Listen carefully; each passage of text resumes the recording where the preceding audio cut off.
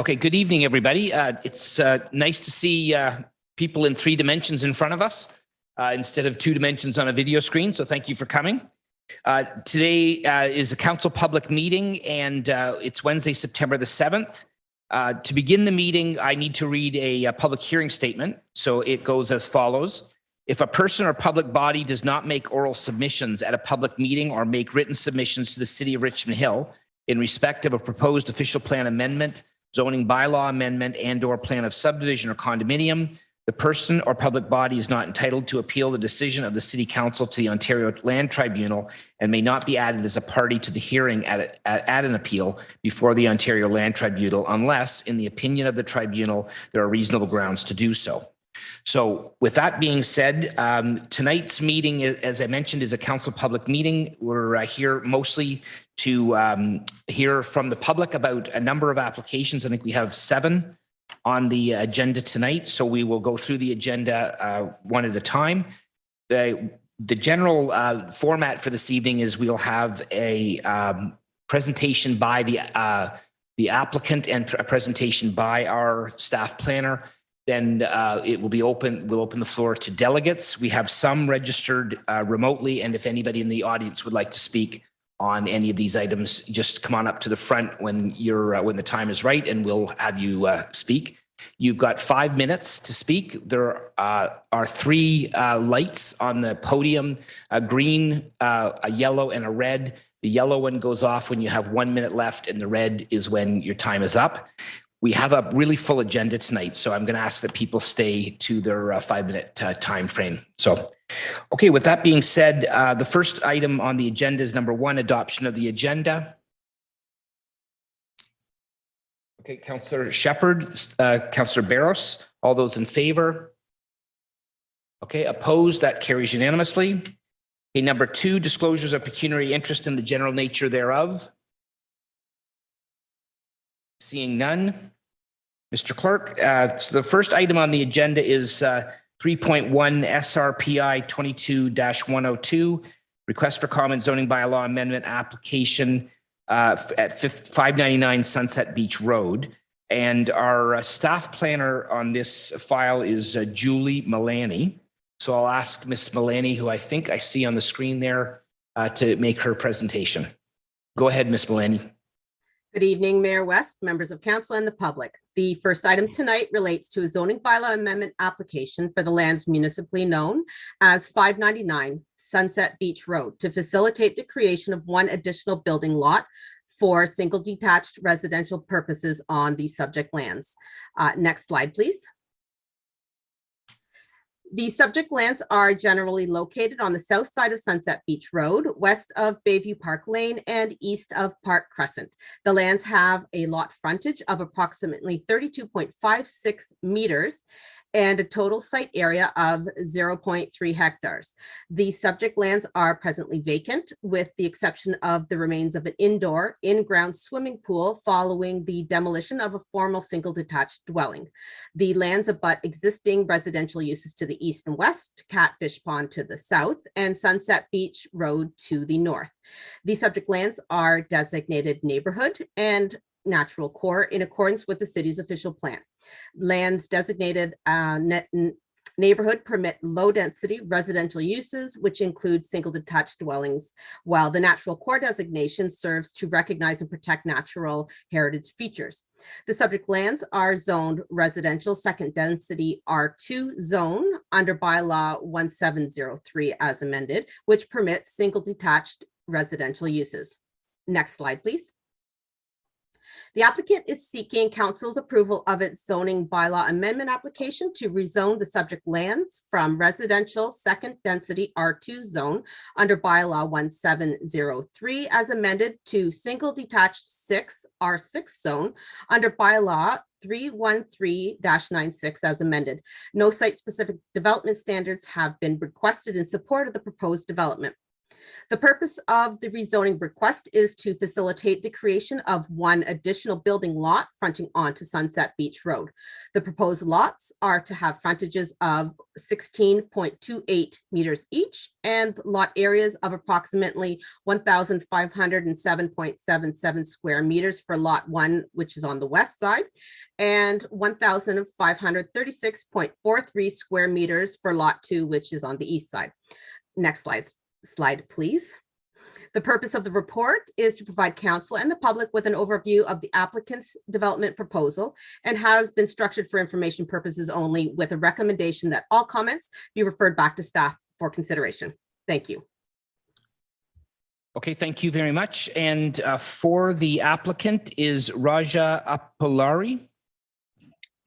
Yes, I'm here. Can you hear me? Go ahead. Yeah, sorry, sir. I thought you were in the audience with us, but you're on screen. So go ahead. You've got 5 minutes. Thank you, Councillor. Thank you, Julia, for giving a good presentation. Pretty much, I'm going to repeat the same thing what she said. Again, I'm the owner as well as applicant of this property. My property is located in between Catfish and Wilcox. Could you please move the next slide, please? Again, as you said, I am planning to sever into 2 lots to build 2 custom houses. Currently, there is a small structure. I would like to demolish it upon getting approval from city and applying for rezoning and site plan application submission.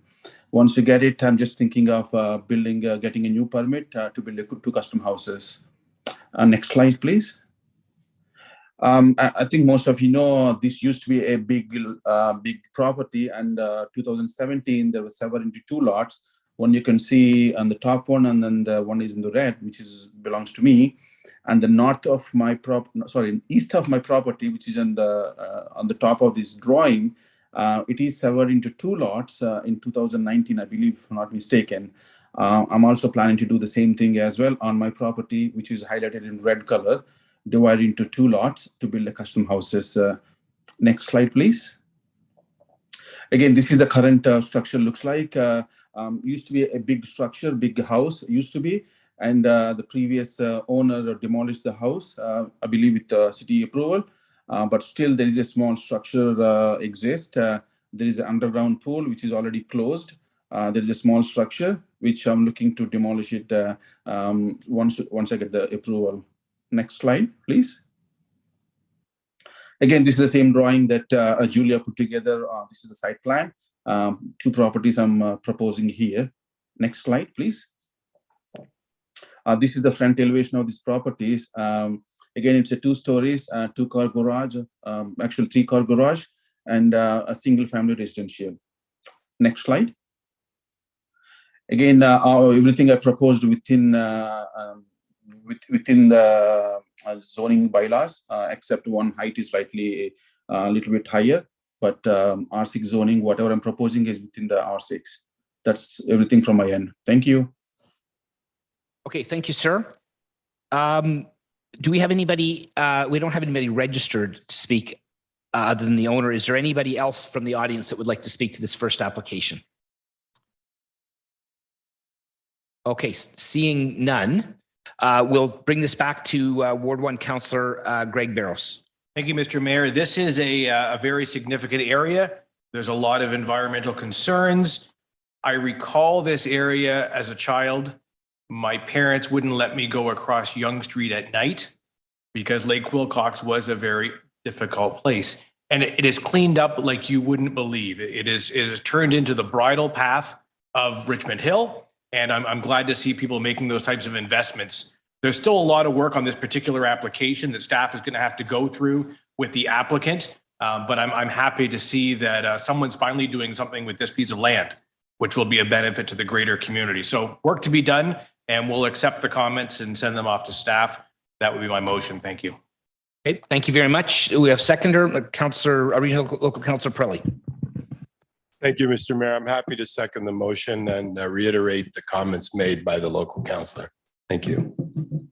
Okay, any other comments from members of council at this time? Okay, seeing none. So we have a motion before us to refer all comments back to staff as they work on this, on some of the issues. All those in favor? Opposed? That carries unanimously. Thank you very much. Okay, the next item in the agenda is agenda item 3.2, SPRI 22095, request for comment zoning bylaw amendment application at 25 Cynthia Crescent. So the planner on our planner, the city planner on the file is Diane Pye. Diane, I see you on the screen there, so you can go ahead and let us know what this is all about. Good evening, Mayor West, members of council, and the public. The second item tonight relates to a zoning bylaw amendment application for the lands municipally known as 25 Cynthia Crescent to facilitate the creation of 3 building lots for single detached residential purposes on the subject lands. Next slide, please. The subject lands are generally located south of Bloomington Road and west of Yonge Street within the community of Oak Ridges. More specifically, the lands are situated on the west side of Cynthia Crescent within the Beaufort Hills neighborhood. The lands have an area of approximately 0.38 hectares and a lot frontage of approximately 135.74 meters.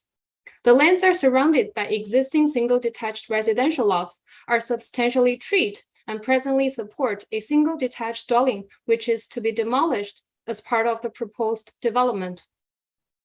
The subject lands are designated neighborhood and natural core in accordance with the city's official plan. Lands designated neighborhood permit low-density residential uses, which include single detached dwellings, while the natural core designation served to recognize and protect natural heritage features. The subject lands are zoned residential urban RU zone under bylaw 1275 as amended by bylaw 146-76 as amended, which permits single detached residential uses. Bylaw 146-76 as amended stipulates that the minimum lot area and lot frontage requirements within the Beaufort Hills neighborhood shall be the individual lot areas and lot frontages as they existed when the original plan of subdivision was registered in 1976. And further, the bylaw requires that the minimum ground floor area for single detached dwellings be no less than 1,250 square feet. Next slide, please.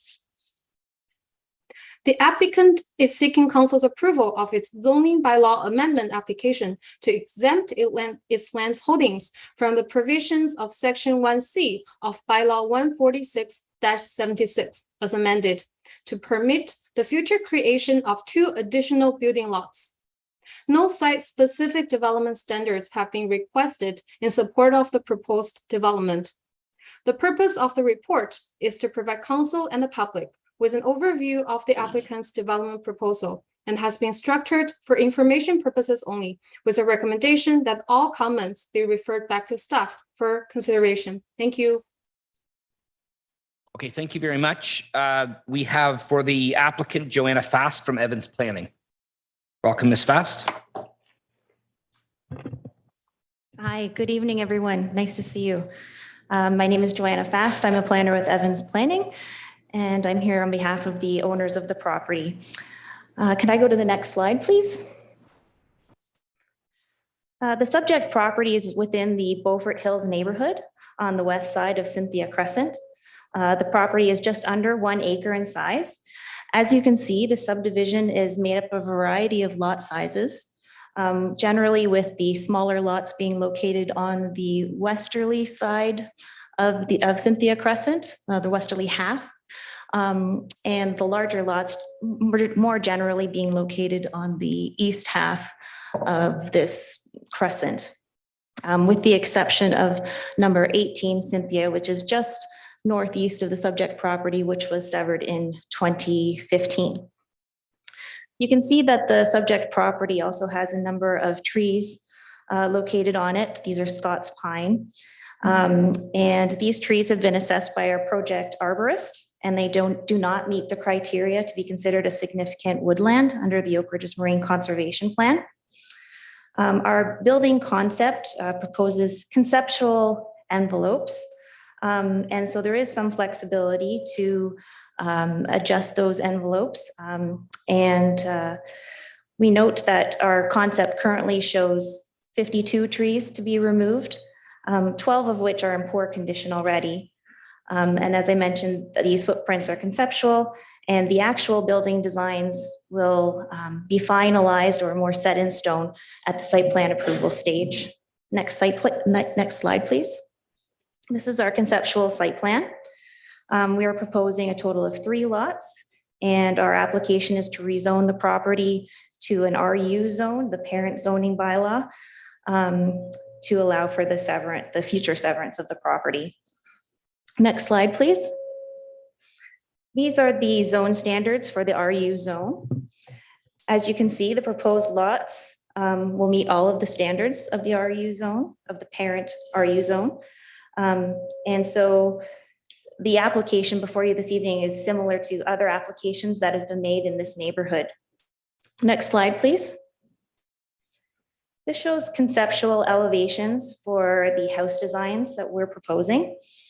You'll see that the elevations show generally large houses, which should be consistent with the neighborhood fabric, 2 and 3 car garages. And as I mentioned, through future site plan applications, the designs will be finalized for these lots. Next slide, please. As council is aware, I have a similar application on this evening's agenda for the property across the street at 34 Cynthia Crescent. The 2 properties are shown in red. My clients are not builders or developers, and they currently reside at the houses on the properties. They've talked to their neighbors about their applications, and they currently have, this plan shows 24 properties, but they now have 30 letters of support from their neighbors. You can see that it's a mixture of both large and small lots.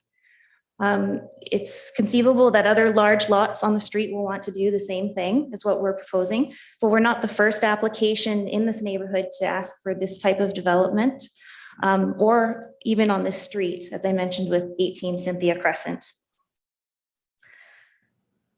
I've reviewed the correspondence that was submitted by Alan Friedman, which includes reference to the original subdivision agreements and restrictive covenants that were placed on the lands in the 1970s. There are provisions in the subdivision agreement. I believe you still have a minute. Okay, good. Sorry. There were provisions in the subdivision agreement and the restrictive covenants, which spoke to tree preservation and tree removals. These were also brought to the OMB and LPAT when the applications for 125 Coons and 57 Beaufort Hills were brought to the tribunal. And the tribunal determined in those cases that the restrictive covenants constitute private agreements that were at the time between the private landowners and the developers, and also that the agreements and the restrictive covenants under Section 119 of the Land Titles Act states that they expire after 40 years. So these have expired, these subdivision agreement conditions and the restrictive covenant. So we're here this evening to receive comments from the public and from council on the applications. We've reviewed the comments from staff, and we're looking forward to receiving more feedback this evening. Thank you. Okay, thank you very much. So we have a couple of people signed up to speak. The first one is Alan Friedman. Hello, Mr. Friedman. Good afternoon or good evening, Mr. Mayor, members of council. I apologize for the time. My wife made me wear it. Otherwise, wouldn't be on. I have a relationship with Richmond Hill. I actually was called to the bar, an article in Richmond Hill, just north of Mage Mackenzie. And being a resident of York Region since 1977, I've watched its development. We're dealing with a rezoning for the purposes of a severance application for 3 lots. And I've been asked to speak for a number of individuals. And if this was a number contest, we have 58 people who have signed a petition objecting to the application. If I was to send out an application to 1,000 people with the words Oak Ridges Moraine, I would probably have a storm in front of me because of the importance of the words Oak Ridges Moraine. And it has given me great pleasure over the years to know that that designation has been directed and named for a specific area, which we all know is Oak Ridges, part of Richmond Hill.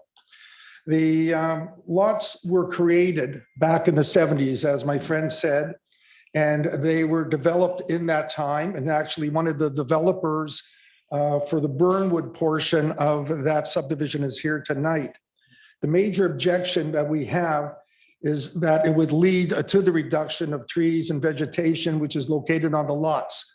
I don't know if you've driven by the area, if you know the area, but I think my friend has under impressed us with the idea that there may be a few pine trees. That's not the case. This is a highly vegetated area on all going up and down Cynthia and Beaufort Hills. I wasn't involved in the application for severance for the other lot.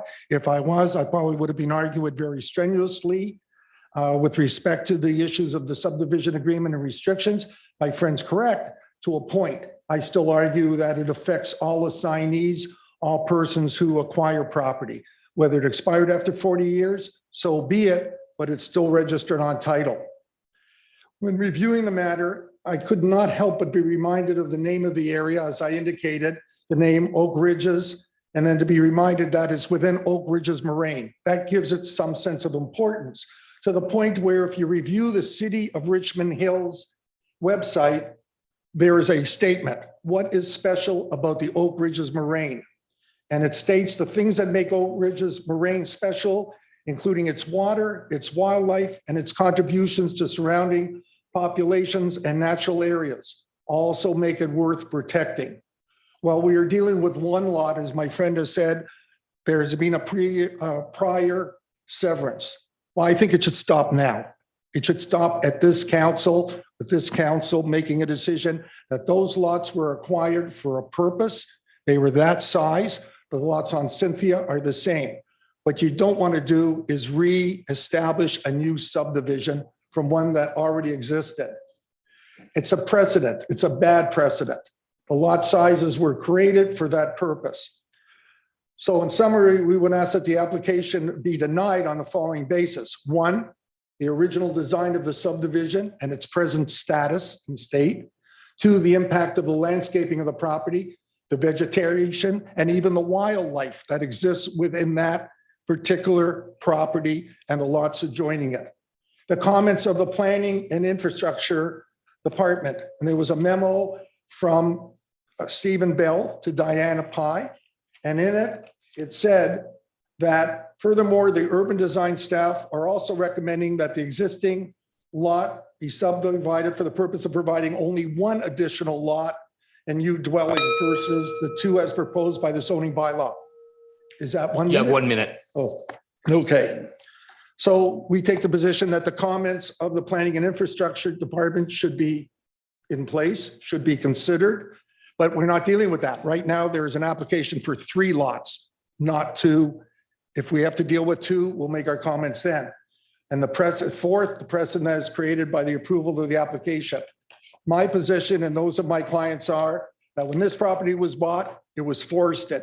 It was maintained as a forested lot, and it should remain as a forested lot, which provides for consideration of all that is useful and good within the Oak Ridges Moraine. Thank you very much. Those are my comments. Thank you very much, Ms. Friedman. I should mention, I misspoke earlier. We're not using the lights that was in the pre-COVID time. We're sorry about that. We are using a timer, which I think for those of you sitting in the audience, you can see on the screen. But the first bell indicates 1 minute to go. The second bell means that your time is up. So sorry about that. Okay, the next person is Alana Kanapka, and I see you there. Alana, go ahead. Hi. Well, good evening, Mayor, members of council and friends. I'd actually like to make comments on both cases that are going to be brought in front of, both proposals being brought in front of council today, which is 25 and 34 Cynthia Crescent. My comments will really apply to both matters. So again, my name is Alana Kanapka. I am the owner of the property at 22 Cynthia Crescent in the Beaufort Hills subdivision. Cynthia Crescent, as many of you will know, is an extraordinary and a very unique community of estate-like lots and wooded lots with detached dwellings and wide separation between properties. The two proposals that are in front of us at 25 Cynthia Crescent and 34 Cynthia Crescent are truly bold proposals that alter and truly push the boundaries of our neighborhood's characteristics. These proposals, in my opinion, are a significant departure from the provisions of the official plan and in respect to lot patterning, scale, and character. When I think of new development within Richmond Hill, new development proposals should be compatible and truly respect the character of the neighborhood. The proposals as they are absolutely out of scale, out of character, and inappropriate. As Alan has just spoken about, this subdivision was deliberately designed to preserve as much as possible the existing tree plantations and establish a distinctive neighborhood with wooded lots within an urban area. I ask you, Mayor and Council, is the increase in density and the impact on our neighborhood warranted? And what is the true reason for these requests about overbuilding and the destabilization of our neighborhood? I recognize that this is a plan and a request in front of you, but my comments are not subjective, and I do not intend or wish to block progress, but my comments are truly objective based on sound principles of good planning. I strongly object to these proposals as they are submitted, and I respectfully request that council do the same. So thank you. Thank you very much. The next person is Frank Casamata.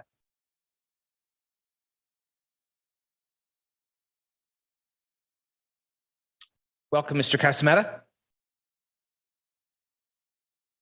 I'm the original developer. Actually, could you just speak into the microphone, sir? I'm the original, my name is Frank Casamata. I'm the original developer and builder of all those houses on Cynthia and the whole Beaufort Hills.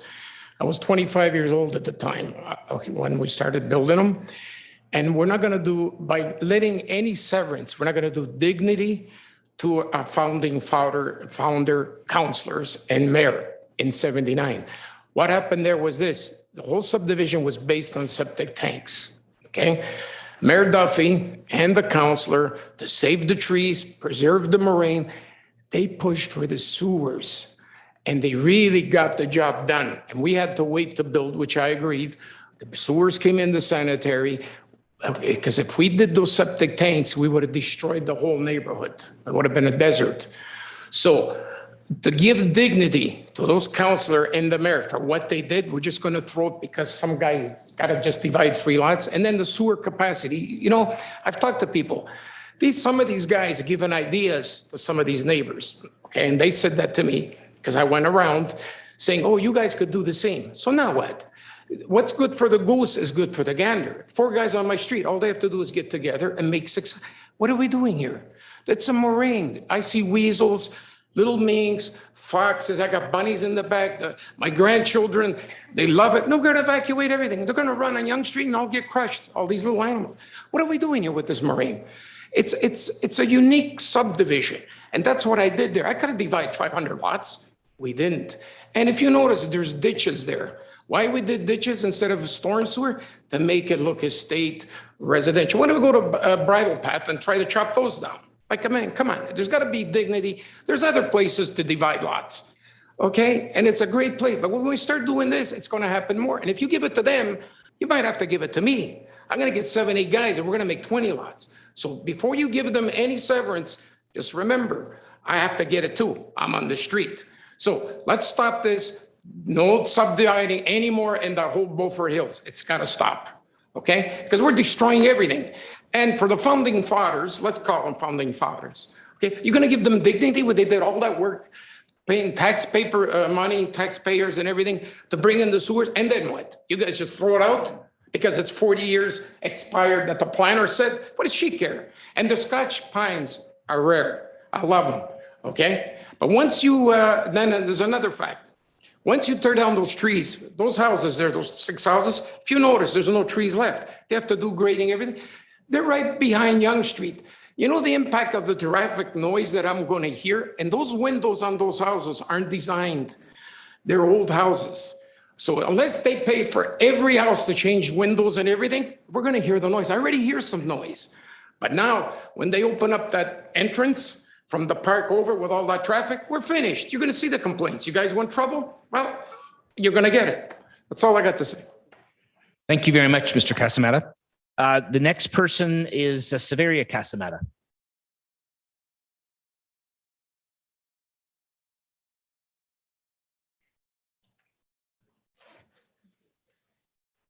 Welcome. Welcome. I promise I won't be as lively. So good evening, council members, Mayor West, and the Cynthia Crescent supporters. I moved to Cynthia Crescent back in 2003 after marrying my husband, who was one of the original owners on the street. I lived in Richmond Hill for a good portion of my life, 15 years on Sunnywood Crescent and another 10 years on Quail Run Boulevard. I had my 6th birthday when we moved to Sunnywood Crescent off of Westwood Lane and Yonge. All you could see on the east side of Yonge were never-ending cornfields. As you drive along Yonge Street now, the new high-rises and developments are a wonderful addition to Richmond Hill, and the planning is welcoming to current and new prospective residents. I frequently go for a drive in the old neighborhoods, reminiscing about the good old days. And to this date, none of the existing homes on both my old streets have been demolished to sever, the lots into 2 or 3. When I saw the notice bulletin in front of 25 and 34 Cynthia and the site drawing for the proposed multiple housing dwellings, I was quite shocked that anyone would want to change the landscape of our established street. Many homes on the street have gone through various upgrades and improvements over the years, including gorgeous curb appeal. A few homes have been knocked down and replaced by 1 new home, but never 2 or 3. I did the trick-or-treat walk along our street on Labor Day Monday, placing petition notices at most front doors for the neighbors who were not home, and chatting with those who were around.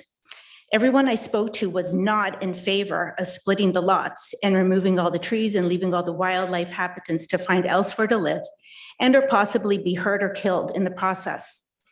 We all feel that permitting this goes against the original planning and that it could possibly open up the floodgates, allowing more properties to be severed.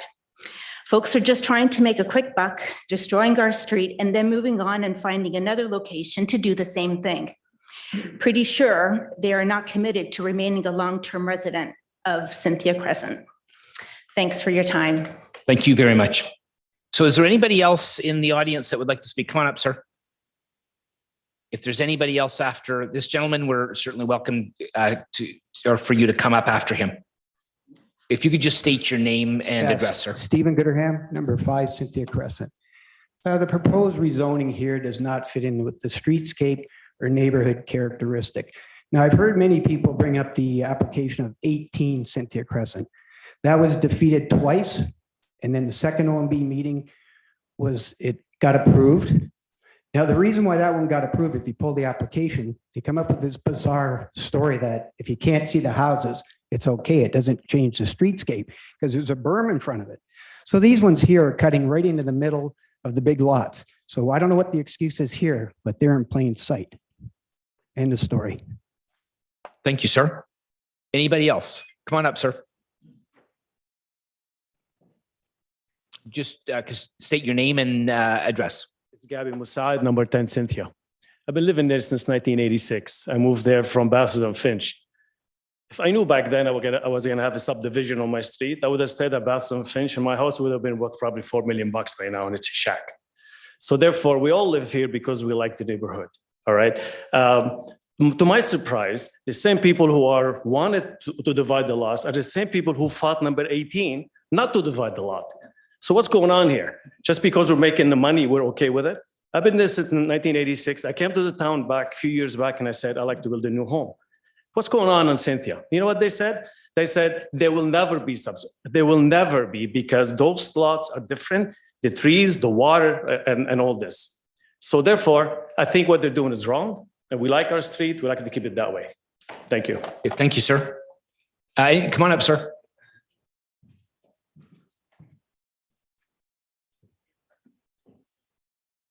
Just state your name, please. And Good your evening, address. Mayor, council members. My name is Dominic Tersini, and I'm the owner of 53 Cynthia Crescent. And I'd just like to make one comment. I concur with everyone that's against this project. End of story. Good night. I like that. Short and sweet. Give that man a brownie point. Not to say that everybody has to do that, though. It's okay. Feel free. Is there anybody else that would like to speak? All right. That's probably a fitting way to end it off. Thank you, sir. All right. So I'll bring this back to council. This is another Oak Ridge's Ward 1 issue. So Councillor Barros, go ahead. This is normal. Most planning nights are Oak Ridge's. Oak Ridge's has seen the most amount of development in the last 4, 8, probably 16 years that I've been on council. So it's not unusual to see the kind of enthusiasm for the community, because Oak Ridge's, it really is a little north and a little nicer. So if the previous application was the bridle path, this is Forest Hill. I mean, this is the desirable community to live in Richmond Hill that, let's be honest, most can't afford, but it's the dream. People drive through there just to kind of go slow and go, wow, look at these houses. Maybe someday if we work hard enough or we win the lottery, we could live here. So very desirable, very sought after, sensitive. Oak Ridge's moraine, of course, been spoken about. And this is kind of the second time we've kind of seen any kind of shift in people wanting to do things. 18 Cynthia was extremely disappointing for all involved, including the city, then town. We went to bat. We said no from the beginning, and we fought. And ultimately, the province, in their wisdom, said that's what it's going to be. We've seen, now, not on Cynthia, but in the Beaufort Hill subdivision, it's still the same overarching lots of subdivision, not a planning, lot of subdivision. We've seen other applications come in where we've also fought the good fight. And again, the OMB, or now LPAT, now OLT, the province keeps changing it. Now Ontario Land Tribunal overturns and says, no, this is appropriate. Now, as a neighborhood, we always scratch our head and we go, what in the world are they thinking? So tonight is your comments, council's comments. It's an opportunity to get first look at the application. Then it goes back to staff for that really deep dive in the technical analysis. How many trees are on the property? How deep does the water levels go? What kind of frontage can be done? All of those deep dives come, and then it comes back to council for that vote. So tonight, we're not going to get that vote. We're not going to leave tonight with we won or we lost. But it's so important that you came tonight to give your input in a very, very important part of Oak Ridge's. So I'm not going to give an opinion on what I think is the most desirable. I don't live there. I don't live on Cynthia Crescent. I drive through and go, wow. If I wasn't a counselor, maybe I could afford to live here. My little dead end that I grew up on Hughes Street was a far cry from Cynthia, but it was our little street. So if I was living on the street, I'd probably have the same questions that many of you have had. And it is kind of curious at times why change happens. We don't like it. Sometimes, and I've had this experience with trails, just to kind of go off topic a little bit. We suggest a trailway goes in somewhere and everyone is up in arms. No, no, no, the trail's not good. It's not going to be helpful. And then the trail's done and all the vegetation and everything's there. And some people, not everyone, goes, you know what, it's not that bad. Well, I think sometimes with development, we also do the same thing. We are staunchly opposed at first. Then later, once we actually see it play out, we go, oh, you know what? That's not as bad as I thought it was going to be. Others, right till the end, I can't believe the abomination of what happened. Now, to finish it, I'll say sometimes, careful what you wish for. And this was the message that was given back on 125 Coons Road. It was, of course, a much larger lot. It was like 210 feet. And people said, if only they would stop trying to change the rules, just build in the current zoning.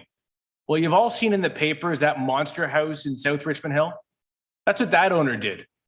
They just built within the rules. Now on 125 Coons Road, they could have built a 48,000 square foot home because that's the current zoning, the side setbacks, the back setbacks, the heights, everything. So while we don't want things to change, things are changing in our neighborhood. Now, we have an opportunity to sometimes slow it down and say, okay, 3 is too much, maybe 2, maybe in different spots. If it's a 200 house subdivision, maybe less. Now, currently, the province isn't speaking the same as some of the neighbors. The province is speaking higher density. Councillor Barros, if you can wrap it up, you're a little over time. That's usual. So we're going to work through this together. I'm going to keep in touch with the neighborhood on both sides because I want to hear from you. And of course, staff is going to do their deep dive. So I'll move the same motion that we receive all comments, send it to staff, and continue with the process. Thank you very much. And Councillor Pirelli, you had your hand up. Thank you, Mr. Chairman. I'm happy to second the motion of Councillor Barros.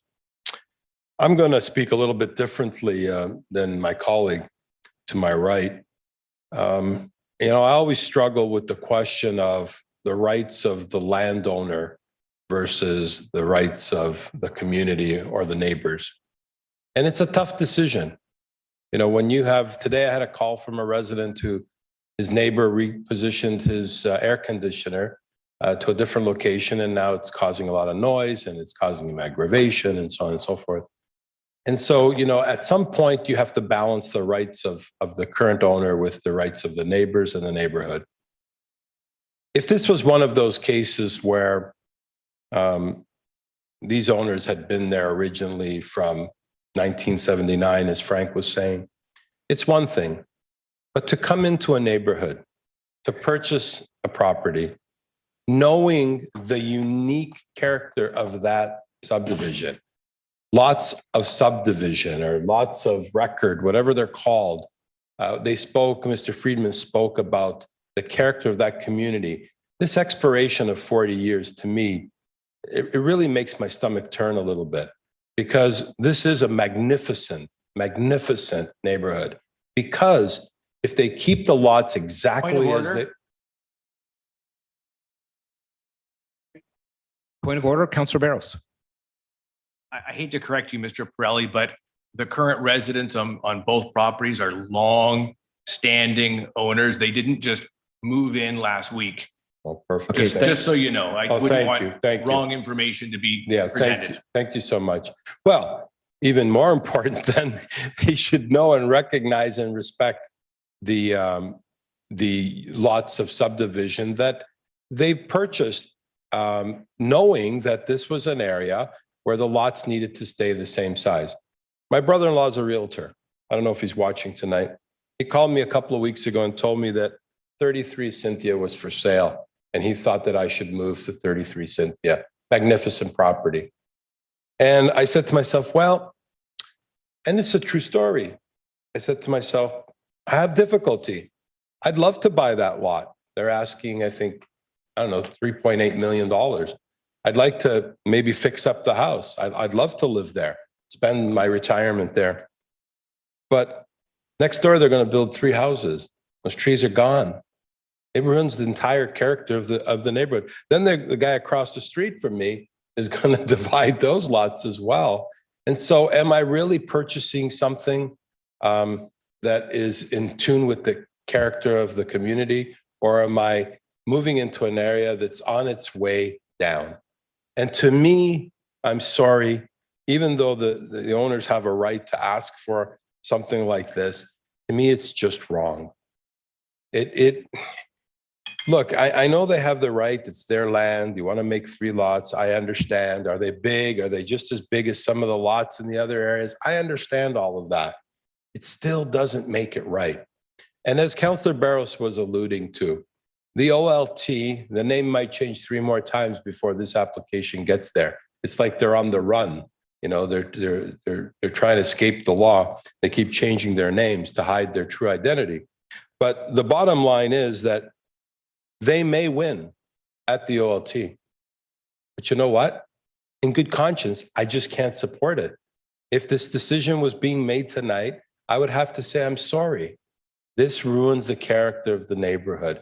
Understand it's your right to make 3 lots and to ask for it. And you may even get it at the OLT, but not without a fight. And this is one of those fights where you have to say, you know what? We've got to respect the character of that community. It's important. If not, this becomes just like my neighborhood. And that's why I don't want to move there right now, because of this volatility, right? So no disrespect intended to the owners of the property. I understand the entrepreneurial spirit. You want to get, you know, it's your biggest investment in most cases. You want to get the maximum amount of money that you can for the lot. And that's why you want to do this, but not at the risk of the community. It'll destroy it forever. And it won't be Forest Hill. It'll be something else. It'll be Jane and Finch maybe one day. So I'm sorry, but if the decision was to be made today, based on everything that's before us, I would have to say no. That would be my vote. And I'll leave that with you. Anybody's free to contact me anytime. If you're in favor of the application, give me a call. If you're opposed to the application, give me a call. As Councillor Barros said, no decisions will be made this evening. These comments are all being referred back to staff. Thank you for coming this evening, and drive home safe when you do leave. Thank you. Okay, thank you very much. Is there anybody else from council? Councillor Silovitz. Thank you, Mr. Mayor. Thank you to everybody who stepped forward, especially the residents. We know that it can be very challenging and difficult to have these discussions, especially in a public forum such as this. The only comment I want to make is, yes, this is no decisions are made this evening. This is about comments going back to staff. So I want the record to reflect very clearly here. And as anybody knows, what I support and what I don't support, I do not support the changing of existing neighborhoods and altering their integrities. This is exactly what this is. And I have always stood up and spoken out about it, and I will continue to do so. This is a neighborhood that deserves protection. Now, whether we can get that protection, that's another story. It might not even be in our hands, as has been alluded to before. However, I do believe that the comments of the neighbors who live there, who voice their opinion, that they do not want to see this neighborhood change to this degree, I totally agree with them, 100%. My colleague earlier referred to a monster home in South Richmond Hill. That's in Ward 5, and we've been very vocal about that. And yes, that house was built according to specifications, and that can be done, that is allowed, but we all know what it does to internal established neighborhoods. This is known as infill development. Infill development is permitted, but infill development must also be regulated. And I believe that we will have this opportunity as we move forward with what is called our comprehensive zoning bylaw, which will come to the next term of council. And this is something that needs to be discussed as we move through that process. So my comments are to the landowner. Please continue to speak with staff. Please continue to listen to the voices of the residents. They're very important. And do what you can to perhaps modify your application to make it just a little bit more suitable. I don't think we can stop the redevelopment of these lots, but I do believe that we can say a lot about what it should and shouldn't look like. What's in front of us tonight is what it shouldn't look like. Thank you, Mr. Mayor. Okay, thank you. Regional Local Councillor DePaulo. Thank you, Mr. Mayor. The reason we have these council public hearings and the reason we're here tonight is to hear from the residents. The planning process is a number of different considerations. It's an opportunity, it's a public process with an opportunity for all stakeholders and all those affected to have their input in before any changes are made. So I want to thank all the people that came out here tonight. I want to thank everyone who stepped up to the microphone and made it clear that you were in opposition. I don't hear anyone in the neighborhood in favor of the change. So that's something that we have to factor in, is what are the residents that live in that area want? And to me, that should be just as high as all the other planning considerations. When it comes to subdivisions like this, when it comes to very unique subdivisions, and no offense to anyone who lives on Cynthia, contrary to what Councillor Barrows was saying, I don't think this is Brattle Path or Forest Hill of Richmond Hill. I think that's Westwood Lane and Bryson, Denham and Maryvale. Those areas that had, as Councillor Silovitz will know really well, 100-foot minimum frontage, and never did a council allow a 1-foot variance on what is permitted. And that's how a neighborhood gets strengthened. And again and time after time for 30 years, that neighborhood opposed and council followed the will of the neighborhood to not allow for any deviation whatsoever from the bylaws that are in place. That's what has to happen here. That's what has to continue to happen, so that there aren't any harmful precedents that are set. So to the residents who are here tonight, this is merely step one, merely the first step in the planning process, where this application is unveiled for the first time to the public and to council. And now we start down a road where our experts are going to evaluate and consider, and then it will come back to council, and council will exhaust all efforts to do the will of the neighborhood, because that's our job. And beyond that, if this is appealed then to the municipal board, and the Ontario government deems that it's appropriate for some reason, that doesn't end there. As a community and as a neighborhood, and I'm sure your local council and myself and others will guide you through that fight, because that's also a part of this process, and we do the best we can right till the end to try and achieve the will of the residents in the area, because I think there's a case. I don't think we have to submit to the province in any way, shape, or form, and we put all the grounds together, coupled with a council motion that opposes this, and a strong case at the provincial level. And I think we can be successful, and that will be the precedent for what this neighborhood truly is going to be in the future. It's not too late. We're at a very critical stage for this community, and I offer, myself and my, first getting elected in '97, 25 years experience in this process, to the full weight of what I can bring to the table to try to do the will of the community. Thank you, Mr. Mayor. Thank you very much. Is there anybody else? Okay, I'd like to make, I'm sorry, Councillor Chan, you had your hand up. Thank you for recognizing me, Mr. Mayor. I want to be very brief. It's actually only three things I want to stress. My colleagues who spoke before me spoke about the character of this community. I feel very strongly, all this time for my 16 years on council, was that we truly have to respect the character of the community when we're talking about managing growth and talking about development. we all move into our neighborhoods in this beautiful city, Richmond Hill, and in this particular situation, Oak Ridges, for the very good reasons many of the delegates were talking about.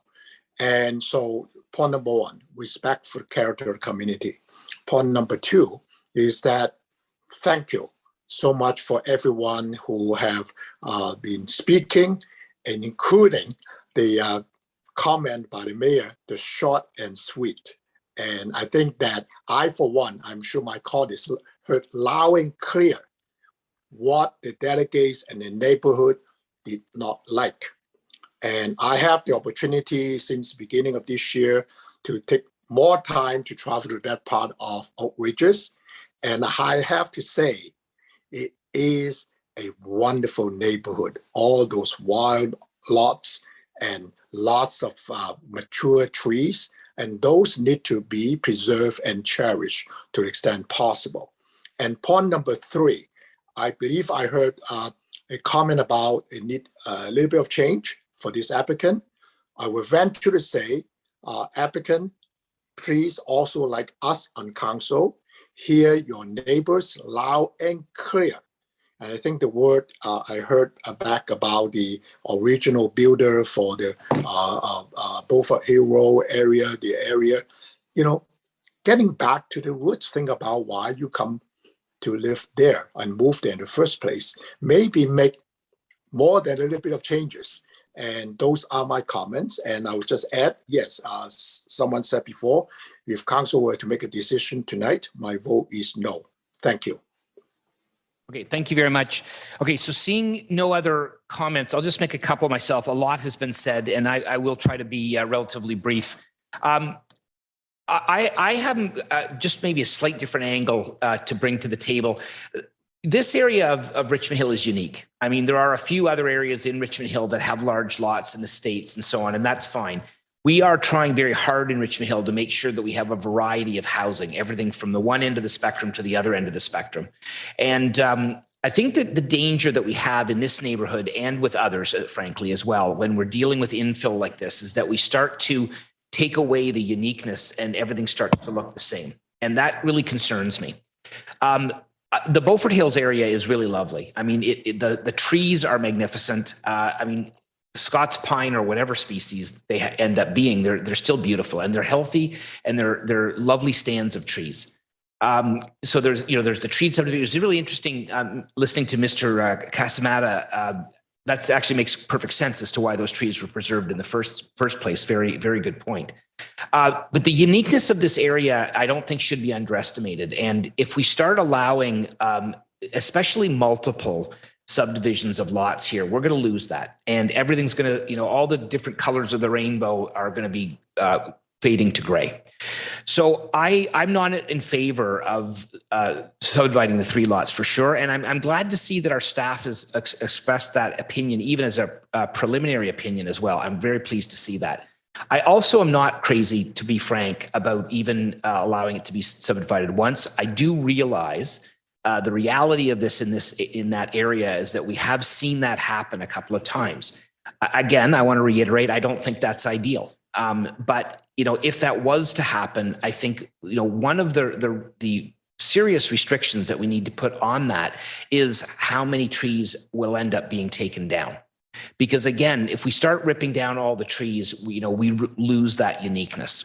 So, in fairness, this is not terribly uncommon for many areas in town where we do see a change happening. But I think the thing is that it's the degree of change, and I think it's the appropriateness of change, and it's the degree to which the change affects the character of the neighborhood. So I will add a lot to what was being said today, but I would just like to focus on, I think it is important that we maintain character, especially in an area like this. And I don't think that what's being proposed here today is at all appropriate. Anyway, so those are my comments. As was said before, there's no decisions being made tonight. This is all just an opportunity to make our views known. And I think we've done a very good job at that tonight. So thank you, everybody, for coming out. The next item is actually very similar to this, too. So I suspect we'll hear some of the same things. So we've got a motion before us right now to refer all comments back to staff. And so all those in favor of that motion? Opposed? That carries unanimously. Thank you very much. So the next item on the agenda, as I said, is item 3.3. Diane Pye is our city planner again, and she will fill us in on what's going on with this particular application. Go ahead.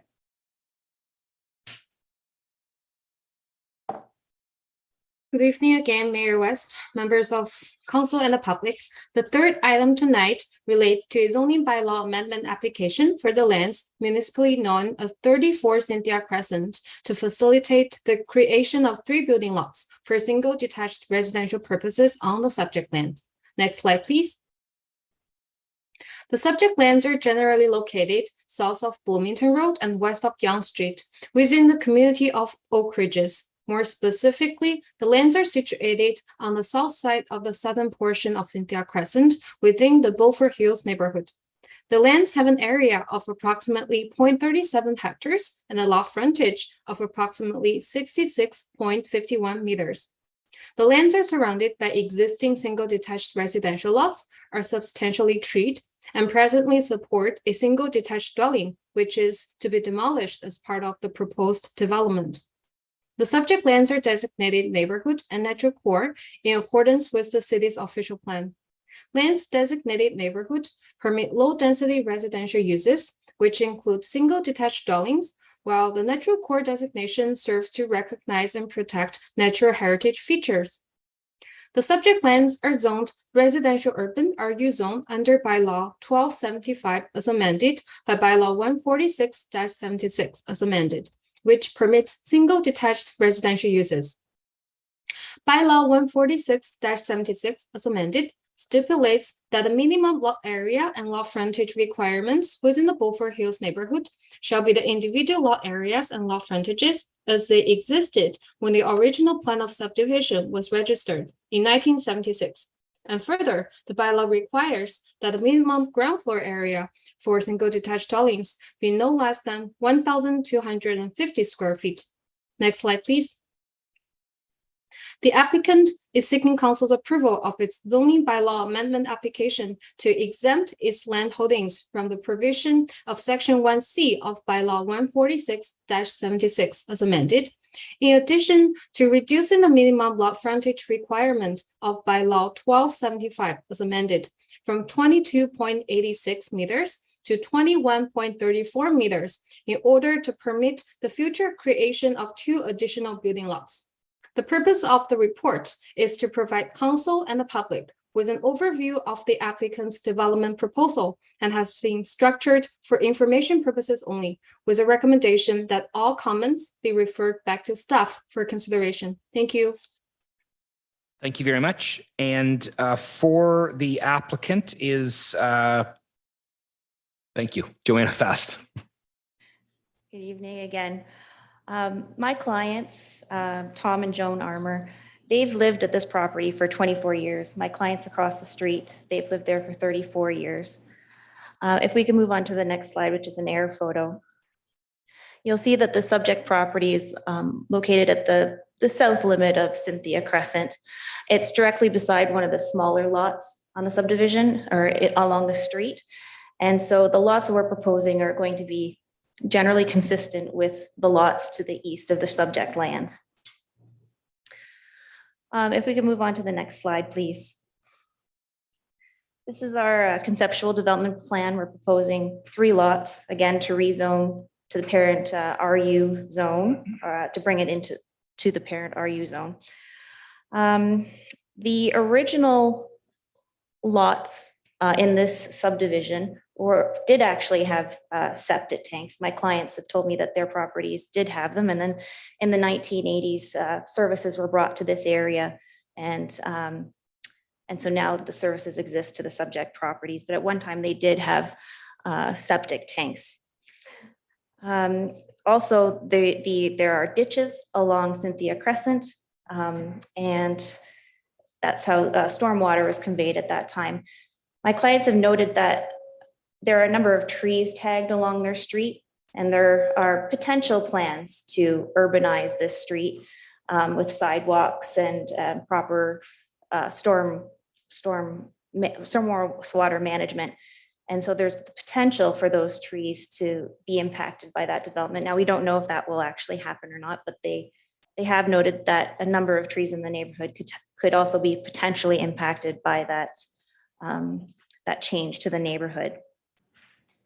We could go on to the next slide, please.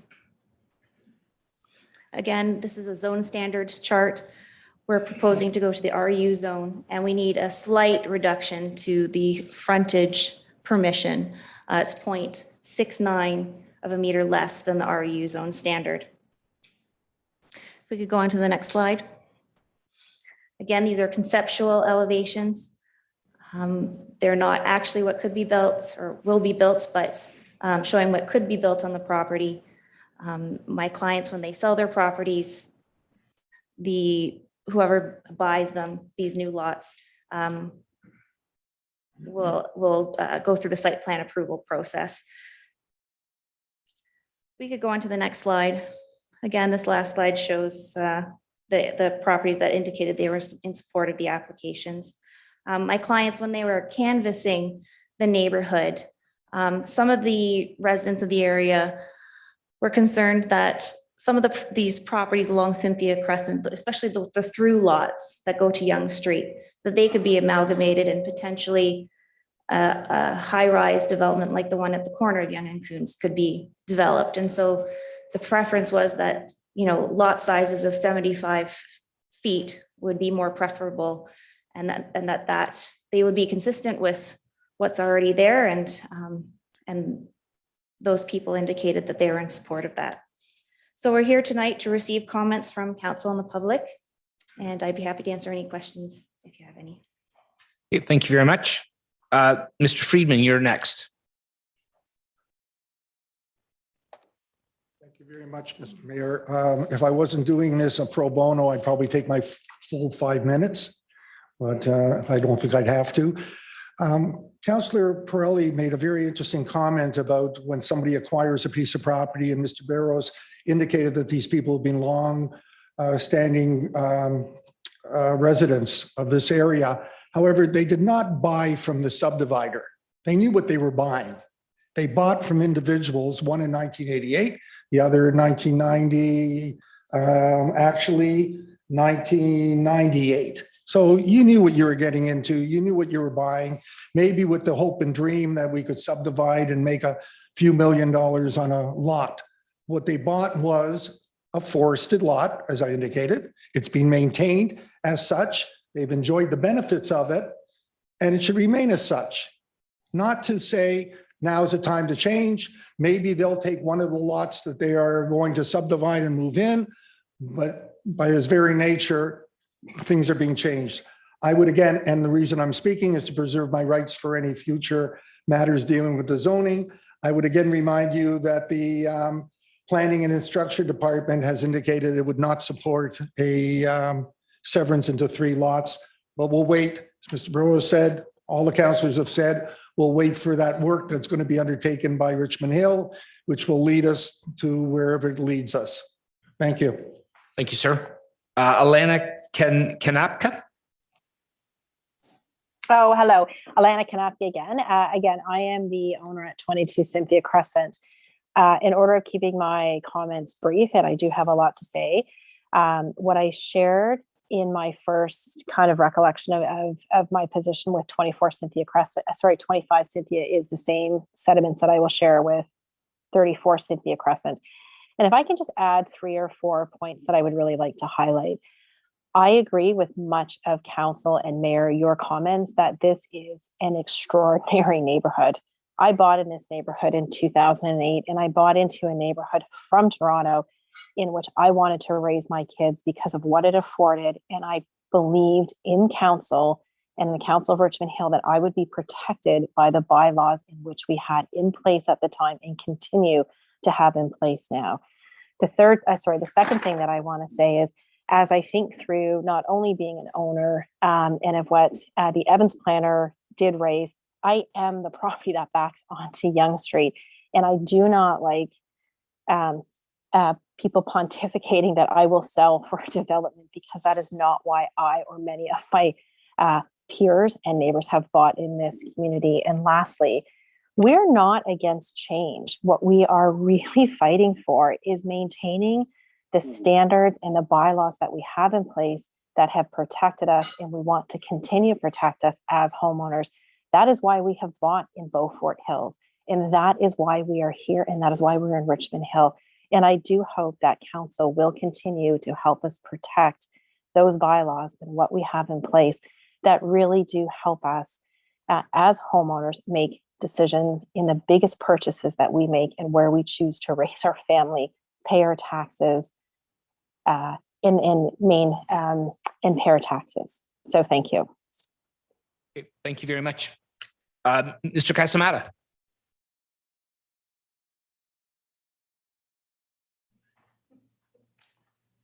I want to correct the planner. She said that they want to do some sidewalks and stuff. I was approached before the pandemic from the city for all the neighborhood. Nobody wanted the sidewalks. We turned it down. We just wanted to leave the ditches, so it's not going to impact any trees. And then I got an idea. I'll tell you why. Before these guys get to those other owners of those 1 acre lots, I'm going to buy them next week. I'm going to go there, offer them all $3.5, $4 million. And then I'll be here to divide all the lots. This is fantastic. I'm a developer. I don't do that, but I will. If they get away with it, I'll just go give everybody $4 million and get 3 lots, and I make $2.5 million. So it's not fair. You see where I'm coming from? This is what's going to happen. Once they start, who says they're not going to go pump the money and buy it next door? Because there's already a guy across the street. There's a gentleman back there. He built himself an $8 million home. And he's worried about the guy across the street that she showed him the purple. Okay, and all those purples have, and I talked to them, they all have the ideas of doing the same. So let's destroy the whole subdivision. I'm going to fight this to the OMB. I need your support because I will buy them all. And those guys in the purple, they're all waiting like vultures. This is all about money. And I don't care. I could have did this years ago. I could have kept them. I could have did this. No, I want to keep that neighborhood. I'm going to die there. In fact, you guys got to allow me to be buried in the backyard. Okay? No, seriously, I want to be buried in the backyard. Not so much. But who says I can't go down with $4 million and buy a couple lots? I don't do that. Okay? Maybe because I'm stupid. Today I'm investing everywhere else where I could make a big dollar. No. So really, if that's going to be the case and the OMB wins, I want to get to those guys before these guys go do it again. And she's wrong. There is not going to be any sidewalks. We all decided to leave Cynthia rule. And you'll see, I was approached with that. So she should get her advice. Thank you. Saveria Casamata. Okay, thank you so much. All right. Is there anybody else in the audience that would like to speak? Come on up, sir. Sir in the back, and then sir in the, yep, you're next. It's Gavin Mossad, number 10, Cynthia. I agree with Frank. I want to die there too. Yeah. And you know what? I made an investment on that street, to make it better. I didn't cut my lot 3 or 4 or 6, which I could have, I guess, in this case. But guess what? I'm really afraid to wake up one day and see 12 houses, across the street from me. Not because I don't like changes, because we moved there to live in peace and quiet. Again, I could have stayed at Bathurst Finch, for God's sake, right? And made more money. But I would like to be buried in my backyard also. I'm not going anywhere. Plus, if it's going to the OMB, I'm going to fight. I have nothing to lose. I'm going to be retired in a couple of years. Guess what? I can afford to go and fight till the end, and I will. Thank you. I'm pretty sure that's against the zoning, but that's another day. We'll talk about that. Okay. We'll just deal with one issue at a time. Go ahead, sir.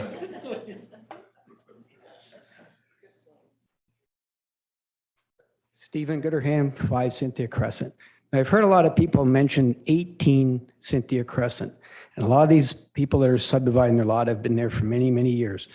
18 Cynthia Crescent moved in, and shortly after that, he wanted to subdivide. The town turned him down. The OMB turned him down. We had a few neighborhood meetings. They knew what we were working on, streetscape and characteristic of the neighborhood. So the OMB, like I said before, come up with this bizarre idea that they got this berm in front of them and you can't see the house. So it doesn't change the streetscape. So my question is, this particular development here does not fit in with the streetscape, plain and simple. Thank you. Thank you, sir. Okay, come on up, sir.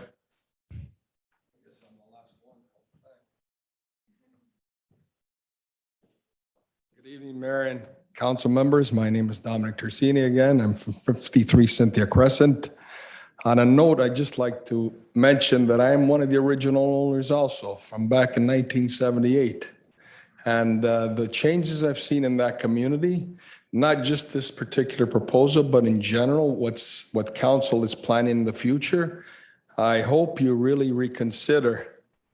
And considering what I've heard the council members and you, the mayors, what you said tonight, I'm assured that you're going to do the best for this community because it certainly has changed over the last 45 years. And I hope you are diligent enough and honest enough to respect the comments that you have made in front of us. You have made an oath to the general public that you will at least concur to what the original concept of Oak Ridges should be and will be. And considering the changes that have happened over the years, I don't think that's going to happen. And I hope you don't make a liar of me, because I tend to come back again if I see things changing the way I don't believe they should change and the way our community doesn't believe it should change, because the changes that have happened over the last 45 years have been not, as should I say, as decent and as honorable as the council members and the mayors have said and done prior to all of you. Thank you again and good evening. Thank you, sir. Okay, anybody else? Okay, come on up, sir. Just your name and address. Yes, Tom Armour, 34 Cynthia, if that's all right. Go ahead. Thank you. First, let me say I've just walked into the Lion's Den, I guess, and I want to thank all the councillors, including councillors absent here right now, but online, for their professionalism. There's been a lot said here tonight, and I'd just like to speak to a couple of things, if I could, a couple of points. One point is, why have there been so many people in support of the divisions on Black Forest and on Cynthia supporting us? And Councillor DePaulo said nobody's here in support. Basically, we were advised that it wasn't that sort of meeting, or we could have had the supporters. The reason people supported us, and a lot of them were small lots, as you know from the displays that you've seen on Black Forest, on the west side of Cynthia, large lots on the east side, but they all pretty much expressed two concerns. One concern is that townhouses are coming north from King, and the other concern is they suspect that townhouses are going to come west from Yonge, because on our street, you can literally hit a tennis ball onto Yonge Street. And as the gentleman said, it's quite noisy. It's under development and all this. These people wanted to block the development of multi-unit homes, et cetera, with high quality individual homes. We may have gone a step too far with 3. I don't know. I heed your inputs, and that's fine. But these were intended as being high quality Oak Ridges homes to block that. The second thing I will say is there's an awful lot said about trees. And I've lived on the lot for over 24 years. And I will tell you, I cut down approximately 9 of these trees per year. I don't actually cut them down. They fall down, or they nearly fall down on my garage or my house. I swear to God, these trees are absolutely dying, absolutely falling down. And when they get replaced with much higher quality trees from the city. If you drive down Cynthia Crescent from the large lot size, the first home you will see immediately on your right is a home with about 6 of these trees in the front yard, of which 80 or 90% of them are completely dead right now and ready to fall down. One of his neighbors has got, and I counted the other day, 14 stumps on his front yard and his side yard that are 3 feet tall. He has cut down 14 trees in recent years, some of them alive, some of them dead, but left 3 or 4 foot stumps in the front. There's piles of logs on the property all over the place. As you continue down, you will see dead trees everywhere. They're dying, they need to be replaced, and it is our intention. We love the trees. The final thing I'll say is I'm not sure about these sewers. You would know. A gentleman came forward and said, you know, absolutely no sewers. All I know is when I've asked our counselor and I've asked others, they've said something along the lines, and I could be wrong, that it's in the budget. A decision hasn't been made. But I also know they've marked somewhere between 100 and 200 of these pine trees because the sidewalks and the sewers and all this stuff are going to come through those trees if they are chosen to be built. The street frontage on our area, you know, further back in Beaufort Hills, it's a different matter. But in our area, the street frontage is not necessarily as it's, may I continue for just a few seconds? No, you have 1 more minute. Thank you. It's not necessarily as is being described. As I said, it's dead trees, piles of logs, young street. It's an area that needs, I think, a lot of investment in it to bring it back to what it looked like 24 years ago when we first moved in. It's just not the same street. And I'd invite anybody who is in the area to drive down the street and look at these darn dead trees. Thank you very much for your time, and I appreciate your professionalism. No, thank you, sir. This has been a very fulsome discussion, and both from the council and from the public, and it's much appreciated. So you've already had your turn, Mr. Casametta. No, there's just one time. I'm sorry. Okay, is there anybody else that has not had a comment on this? Okay, we'll bring it back to council. Councilor Barros. Thank you. My style as a counselor has always been somewhat factual based, and I've tried not to get involved in the emotions of how I'm feeling about a particular application or a particular plan for something in the city, which is why I've consistently said at meetings like this, we're not making a decision tonight. There is still a ton of technical data that has to be looked over. And in the end, staff is going to come back with a report. And the report is going to be based on technical rationale. They're listening to everyone tonight on all of the technical pieces. But unfortunately, I'm going to call it the emotion. And I don't mean to say that negatively, because we're all passionate about Oak Ridges. I think it's the best part of Richmond Hill. If I had it my way, we'd still have cows on King Road, like when I was a kid. But things have changed. And technically, things change like that. So when we take a look at the application that's going to go through, and then staff is going to make a report, it'll be on technical merit. And if we as a community decide that we're going to appeal it, it's going to have to be on technical merit. We're not going to go to the province and say, the street doesn't look the same as it did before, and expect them to go, oh, okay, you brought 100 people out, done. It's technical merit. And I think that's what you expect out of your government.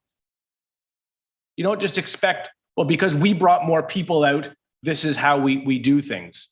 I could play to the audience, but that's not typically how I work as a counselor. I like to look at what are the facts in front of us. And right now, we don't have all of the facts in front of us. We're still collecting that. So I know that staff will do that deep dive. I know that I will continue to have conversations with residents, because trust me, I've been getting bombarded with both.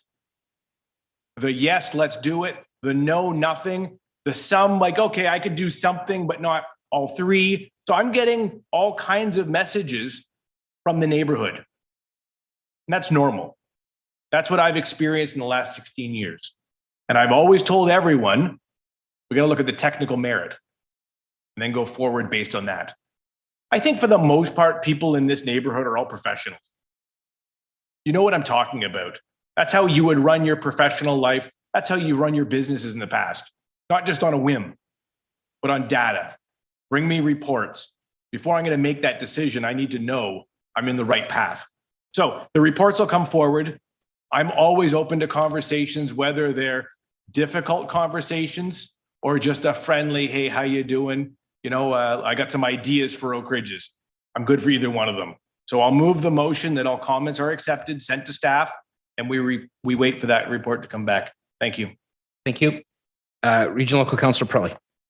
Thank you, Mr. Chairman. And again, I'm happy to second the motion that all comments received here this evening be referred back to staff.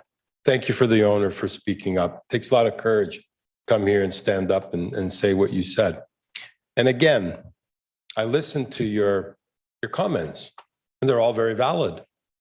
And if I put myself in your shoes, I say the lots are the same size as some of the others, the ones you want to create are the same size, close to those next door to you, and so on. And it seems reasonable. It really does. And then I hear from the neighbors who say, yeah, that's not why we bought here. We bought here because we loved the area. We love the uniqueness of it. And what creates the uniqueness is that you have the half-acre lots, the acre lots, and you have the 50-foot front lots. And that's the way it was designed to stay. And one of the residents used the word bylaw. And yes, there's a bylaw for the area. And so, unfortunately, I can't make a decision as the owner of the property because I don't own the property. And I can't make a decision based on the neighbors in the property and in the neighborhood because I don't live in that neighborhood. So my job as an elected official is to say, what's in the best interest of the city of Richmond Hill, generally speaking. And although, to create more affordable housing, as the mayor stated earlier, we need a variety of different types of housing, right? We need the 500, 400 square foot condos. We need $8 million homes. Congratulations, sir. That's fantastic. Thank God I didn't buy that lot because that's what I'd be looking at spending. But the reality is that we have to do what's best for the city. So we have to wrap our heads around that. What's best for this community? And the question I always ask myself, okay, what happens if we go down one path versus another path? If we were, let's say we believed that this application would be successful at 2 lots and we made a settlement instead of 1, instead of 3, it's going to be 2, and the owner's happy, he still makes more or less the same amount of money because 2 bigger lots are worth just as much as 3 smaller lots and so on and so forth. My fear is that we've abandoned the principles of this neighborhood from 1976. And once we've deviated from those principles and gone against the bylaw, it opens the floodgates. What's next? As Frank said, he's going to buy up all those lots because I'm paraphrasing for him, but his neighborhood is no longer the one he wants to be buried there. So therefore, he's going to buy them all up, make some money, and go to another neighborhood where he will feel comfortable spending eternity in his backyard. And that's the way I see it. And entrepreneurs look at that as an opportunity. And so, I may go in there and buy, it was suggested to me, buy the lot and divide it in 2. And I said, no, I'm not in that business. So at the end of the day, I hear the rights of the owner, and I said that earlier, and the rights of the people in the neighborhood. But on the bigger scale, on the bigger picture, regardless of what will happen at the Ontario Land Tribunal, whether they grant 3 lots or 2 lots, the reality is that it will destroy the neighborhood as it was created. I think we could all agree on that. And once it destroys the neighborhood, it's downhill from there. And we don't know. Maybe one of the people that signed the 24 petition and the purple, they're thinking, hold on a second, if they do 3 lots, what's to stop me from getting 4? We already got 3. Now we go to 4. Now we go to, hold on a second, what if a nice high-end townhouse? I remember one of my doctors lived in a townhouse. And I said, wow, you can't afford a real house? Well, I went to see the townhouse. It was a $4 million townhouse. It was spectacular in Thornhill. And so is that what's next in that community?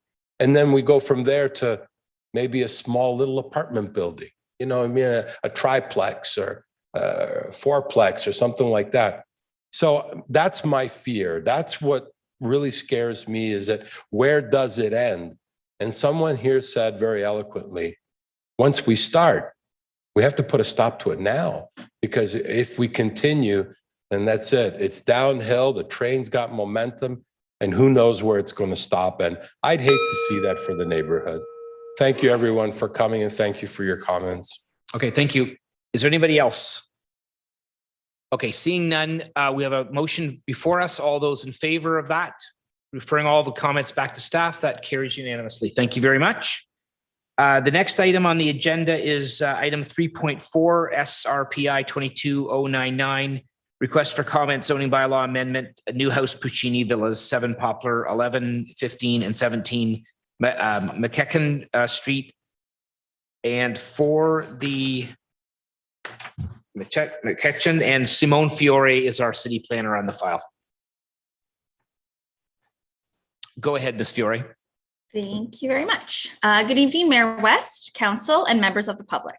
The fourth item tonight involves a proposed zoning bylaw amendment for the lands municipally known as 7 Poplar Drive and 11, 15, and 17 McCutcheon Street. Next slide, please. The subject lands are comprised of 4 contiguous parcels, including 1 lot with frontage on Poplar Drive and 3 lots with frontage on McCutcheon Street, and have a total lot area of approximately 0.47 hectares.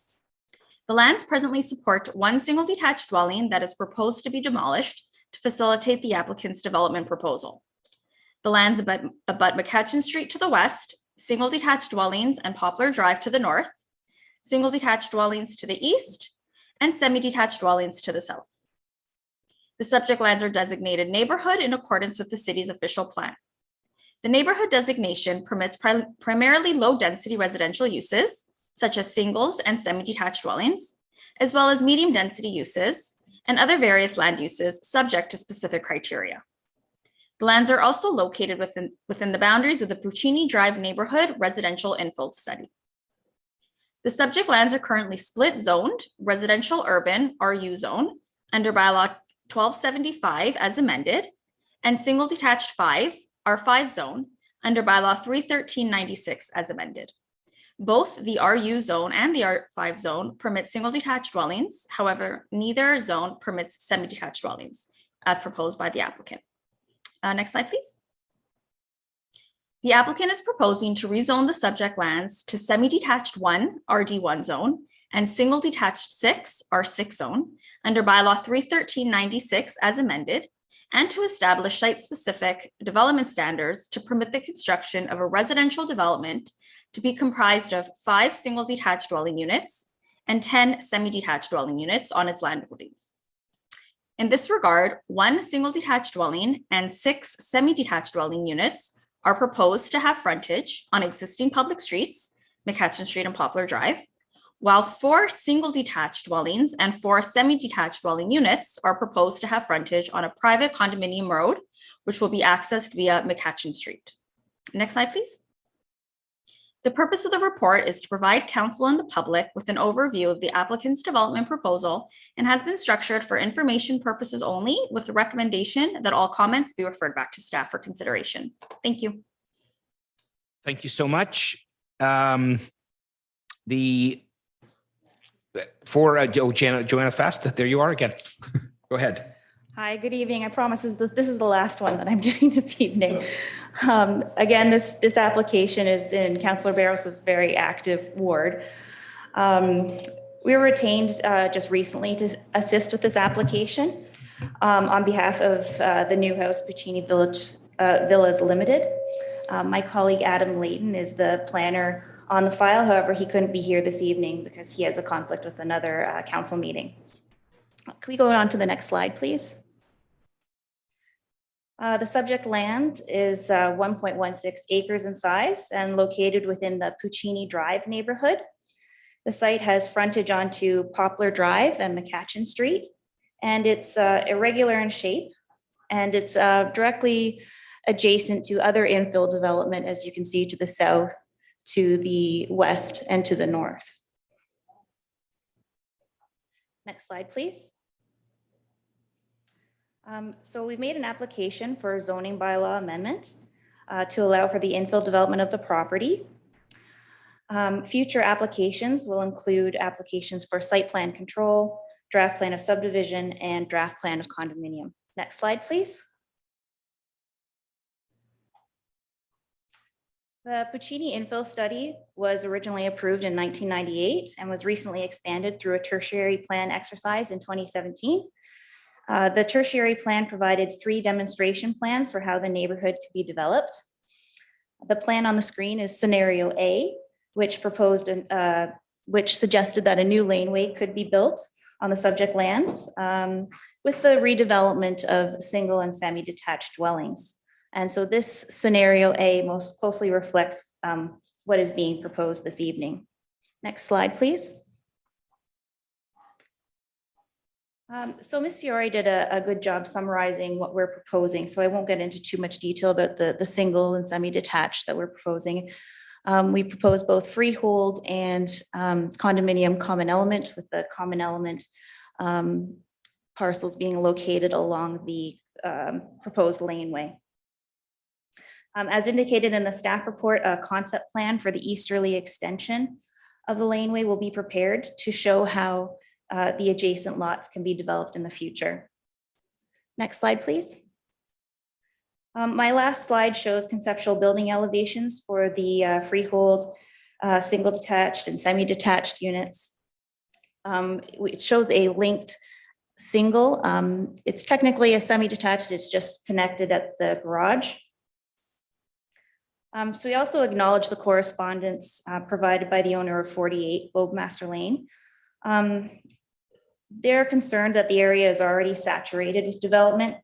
However, their proposal is also an infill development that was recently approved, just recently by council.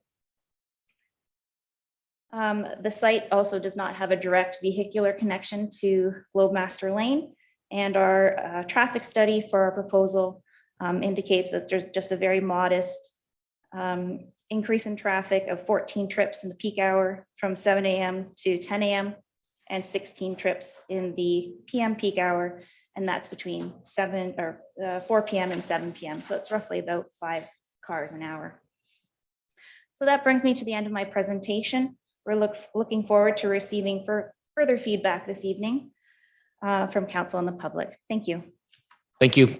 So we have one delegate signed up, Mr. Fred Anger. Am I saying that right?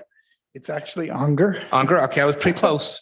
Go ahead. Good evening, Mayor and councillors. I am representing the owner of 11 Poplar Drive and other adjacent owners to this proposed change to the bylaw. We strongly object to this change for a few very simple reasons. One is the proposed units, as was just shown, are 3-story units at a 12-meter elevation. And the adjacent houses are 1-story and 2-story single-family houses. So one of the issues is the height and the proximity of these houses to the other properties. We believe that would really create a loss of sunlight on the existing properties, a loss of privacy, and the density of the development is higher than what the existing properties in the area have. Also, the proposal calls for lot coverage of 55% as opposed to the current area, which is 40%. So we think based on this, the height, the density, and the lot coverage makes this proposal out of character with the existing properties in the area. So we strongly object. 15 units in a very small area with very uncharacteristic height would really damage the current outlook of the area and severely damage the outlook of the owners of these properties. Thank you. Thank you, sir. And we will also be submitting a written signed submission. Great. Thank you. Okay, so is there anybody else in the audience that would like to speak at this time? Okay, go ahead, sir. Come on up. Yeah. Just state your name and address, please. My name is Dong Chuan. I'm the owner for 11A of Poplar Drive. So I just want to enforce one point. So that's the purpose of the new house. So in one new house on the sidewalk, from that sidewalk to my back wall of my house, just maybe around 30 feet. So that new house, they want to build up the 3-story. I think maybe 12-meter high tall. So I just worried so short in distance, so that so tall the house to maybe block the sunlight. Or I just want to say I don't like it. I hope they can build up maybe lower. So sorry, my English is not good. So I hope you can. No, it's no problem. I mean. We've received your message loud and clear, sir. Thank you so much. Thank you. Thank you. Okay, is there anybody else? Come on up, sir. Just name and address, please. Hi, my name is Abbas. I'm the number 9 Poplar. I'm the owner of Poplar. And honestly, I wanted to tell everybody when I received the paper from the city, the like project, something like that, I was completely surprised. I bought this house in 2016, and then for that time, all the neighbors, left, back, it was mostly the same size. I'm not talking about the size, it's not this 75 by 200, all of them was like that. And I think it was something like 17, all the way front of the King Road, they started to make townhouses. I think it doesn't make sense. For that time, I received a letter for the city for something like that, for hearing. I didn't come. So okay, it makes sense because of that. And after, it was in 2017, from the same company, because they bought the land back and the left and right, my houses. And even for that time, 17, I got the same letter. It was explaining it's going to be building something like 50 by 100 detached houses. I thought, okay, it looks like not bad. But for this time, imagine I'm living over there. Imagine instead of me, it was your house. If you bring the picture, can you bring it, the site plan? Well, let's see if we can find it. If you go back,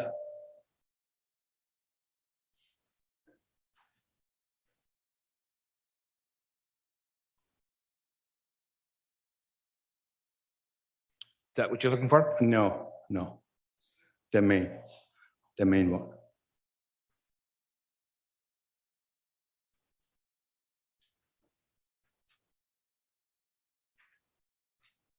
Okay, good idea. Just use a hard copy. Yeah, that's it. Just have a look over there. That white one is my property. How can you imagine that you have a property exactly 1 centimeter back of your property is going to be make a road, is going to making the visitor parking, is going to be some space for the garbage bin.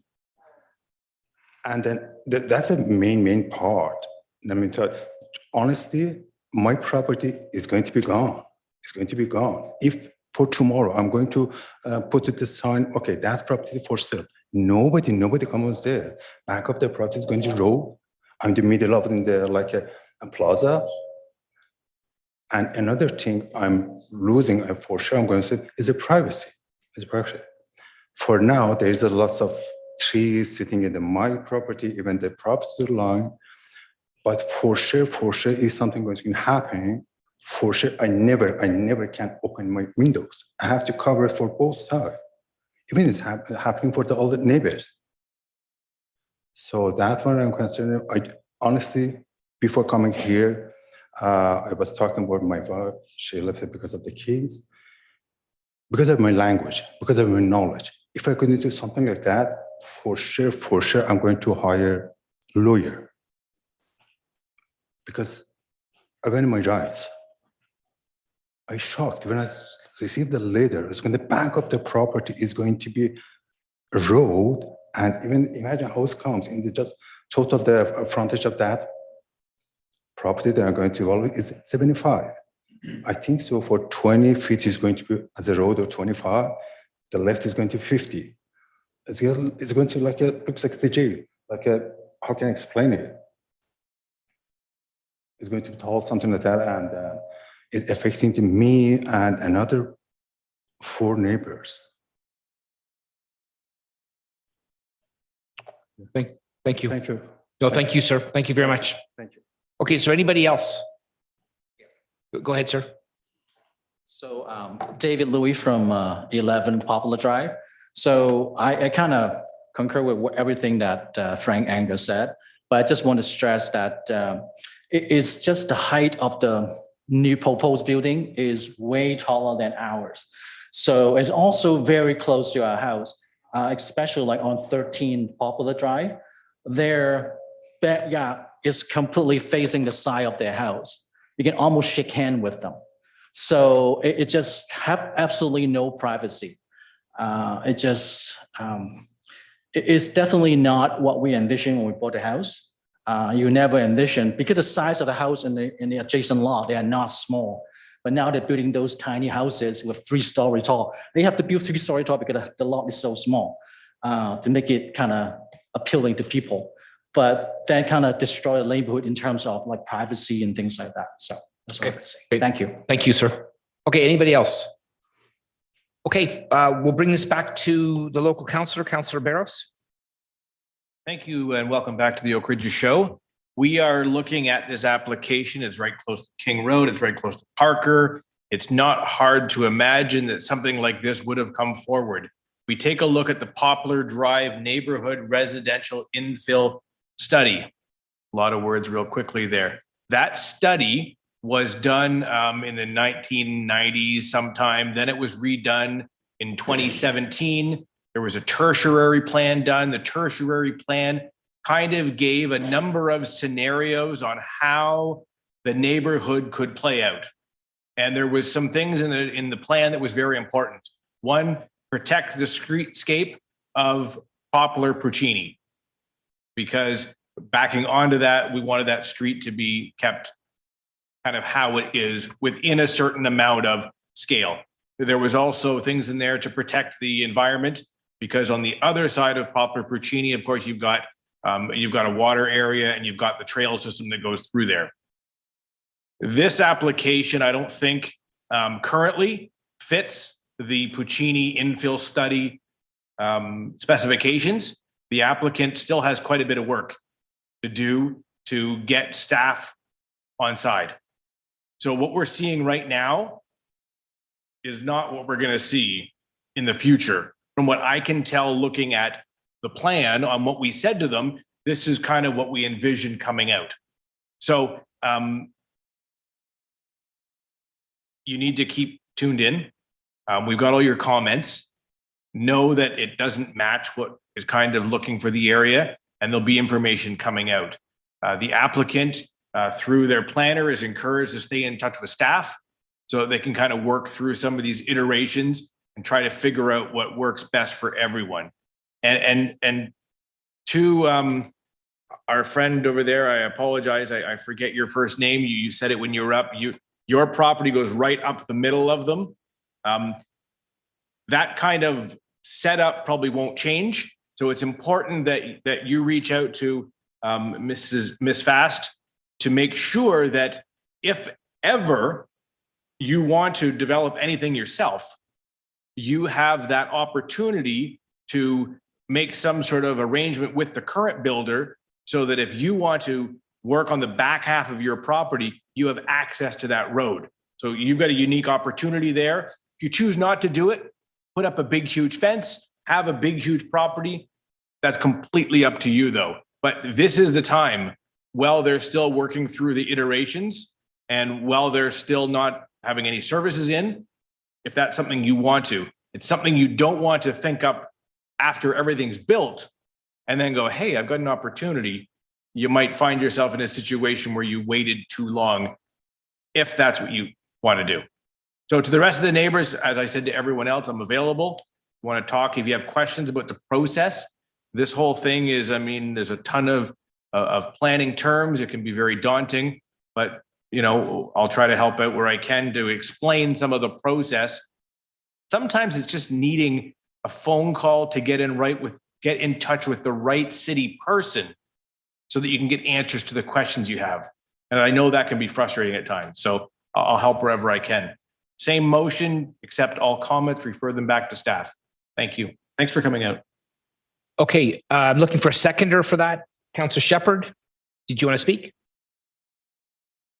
Thank you, Mr. Chair. I agree with Councillor Barros. There is still a bit of work to be done on the application, and I hope that the applicant continues to work with planning staff and has some dialogue with the neighbors regarding some of the comments that we heard tonight. And I hope that we can come back at a certain time with more certainty on the application. Thank you.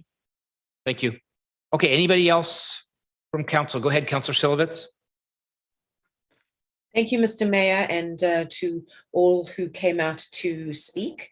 My comments are basically the same as they were for the first application brought before us. This is all about infill development and how we try to protect the integrity and the essence of established neighborhoods. So given all the comments that were said here tonight, I would once again urge the applicant and their planners to continue discussions with staff and see if there's more of a middle ground that can be found here. My heart goes out to the gentleman whose property is right slap bang in the middle of this. I can imagine your angst and concern, and you have every right to feel that way. So again, it's this balance between the rights of landowners. So you have a landowner who wants to develop, and you have another landowner who wants to protect. We have to find a way to find that middle ground. And hopefully we can find that middle ground when we finalize our new zoning bylaw. So there's a lot of work to be done here. Look at the heights, please. Ms. Fast, I think that's the biggest concern here. And they do stand out like sore thumbs, and they do create problems for the existing houses. So perhaps there's a way to come to some kind of middle ground where you can amend the heights and you can hopefully satisfy some of the concerns of the neighbors, because their concerns matter. Thank you, Mr. Mayor. Okay, thank you. Anybody else? Okay, seeing none, we have a motion before us. All those in favor? Opposed? Okay, that carries. All right, moving along. We are on item number 3.5. Giuliano Lamogli is our city planner. I hope I said that right, Giuliano. Yes, you pronounced it right. Okay, thank you. Go ahead, sir. Good evening, Mr. Mayor, members of council, and members of the public. This fifth item tonight involves the submission of a revised zoning bylaw amendment and draft plan of subdivision applications submitted for the property municipally known as 313 Harris Avenue. Next slide, please. To begin, the subject property is located on the southwest corner of Harris Avenue and Beach Avenue, which is south of Jefferson Side Road and west of Yonge Street. The property has a frontage of approximately 50 meters onto Harris Avenue and has a total lot area of approximately 1 acre. The abutting land uses include proposed townhouse dwellings to the north and west, a future municipal road, and future single detached dwellings to the east, and conservation lands to the south. The lands currently support a single detached dwelling and an accessory structure at the rear of the lot. By way of background, a public meeting was held on June 19, 2019, for the original submission of the subject applications. Next slide, please. The property is located within a neighborhood that is anticipated to undergo redevelopment. This includes various development proposals for low to medium density residential uses to the north, east, and west of the subject lands. Next slide, please. The subject lands are designated neighborhood in accordance with the city's official plan and are situated within the Harris Beach infill study. The neighborhood designation permits low-density residential development. The Harris Beach infill study directs low-density residential development within this portion of the study area. The lands are currently zoned urban zone as per bylaw 128-04 as amended. The applicant is proposing to rezone the subject lands from urban zone to a semi-detached one zone and an open space zone in accordance with bylaw 235-97 as amended. The rezoning is to also implement site-specific development standards to facilitate the development proposal. Next slide, please. Currently, the applications includes the development of one single detached dwelling unit and 10 semi-detached dwelling units. The extension of Beach Avenue is also displayed, which is part of an approved draft plan of subdivision to the east of the subject lands. As shown on the site plan, Lot 1 includes one single detached dwelling unit at the northeast corner of the property. Lots 2 to 5 contains 8 semi-detached dwelling units, which are proposed to front onto the future extension of Beach Avenue. Lot 6 contains 2 semi-detached dwelling units, which will front onto Harris Avenue. At this time, planning staff is considering the applications in the context of provincial and regional planning documents, as well as having conformity to the city's official plan policies and with the Harris Beach infill study. The purpose of the report is to provide council and the public an overview of the development proposal and has been structured for information purposes only, with the recommendation that all comments be received and be referred back to staff for consideration. Thank you. Thank you. Mr. Frank Venditti from Evans Planning on behalf of the owner is next. Welcome, Mr. Venditti. Thank you. Good evening, Mr. Mayor and members of council. My name is Frank Venditti and I'm the associate planner at Evans Planning. We are the applicant on this file, acting on behalf of the owner. Next slide, please. So as Giuliano mentioned, the property is currently a single detached dwelling located on Harris Beach Avenue. Surrounding neighborhood generally consists of single detached dwellings, but there has been several proposed and approved developments that are considering building types such as townhouse and semi-detached units. The subject property is also within proximity to natural core features directly south and west of the property. Next slide, please. So the proposed draft plan of subdivision aims to convert the single detached lot into 6 separate lots. Lots 1 to 5 will have access to the road extension that has been approved by a prior subdivision application. The road extension will not be connecting to the south subdivision. Next slide, please. The proposed and approved uses within the development context are considering an increase in density, given the neighborhood is located within the Harris Beach infill study. In our opinion, we believe the proposed development assimilates well with the future context of this neighborhood. Next slide. The Harris Beach infill study proposes 4 development scenarios that all contemplate single and semi-detached units for the property, allowing a maximum height of 3 stories. The study further emphasizes that new developments are to be harmonious with adjacent development proposals and designed to include high-quality building materials that complement the development's contemporary architecture. The draft plan of subdivision proposed was designed to meet the objectives of the infill study and deliver a high-quality development to the neighborhood. Next slide. The proposed site plan consists of 6 lots. The first lot on the corner of Harris and Beach Avenue is intended to be a single detached dwelling. The other 5 lots are designated as semi-detached housing with frontages and setbacks that are consistent with the infill study. The site plan offers a layout that utilizes the future road extension and is compatible with adjacent developments.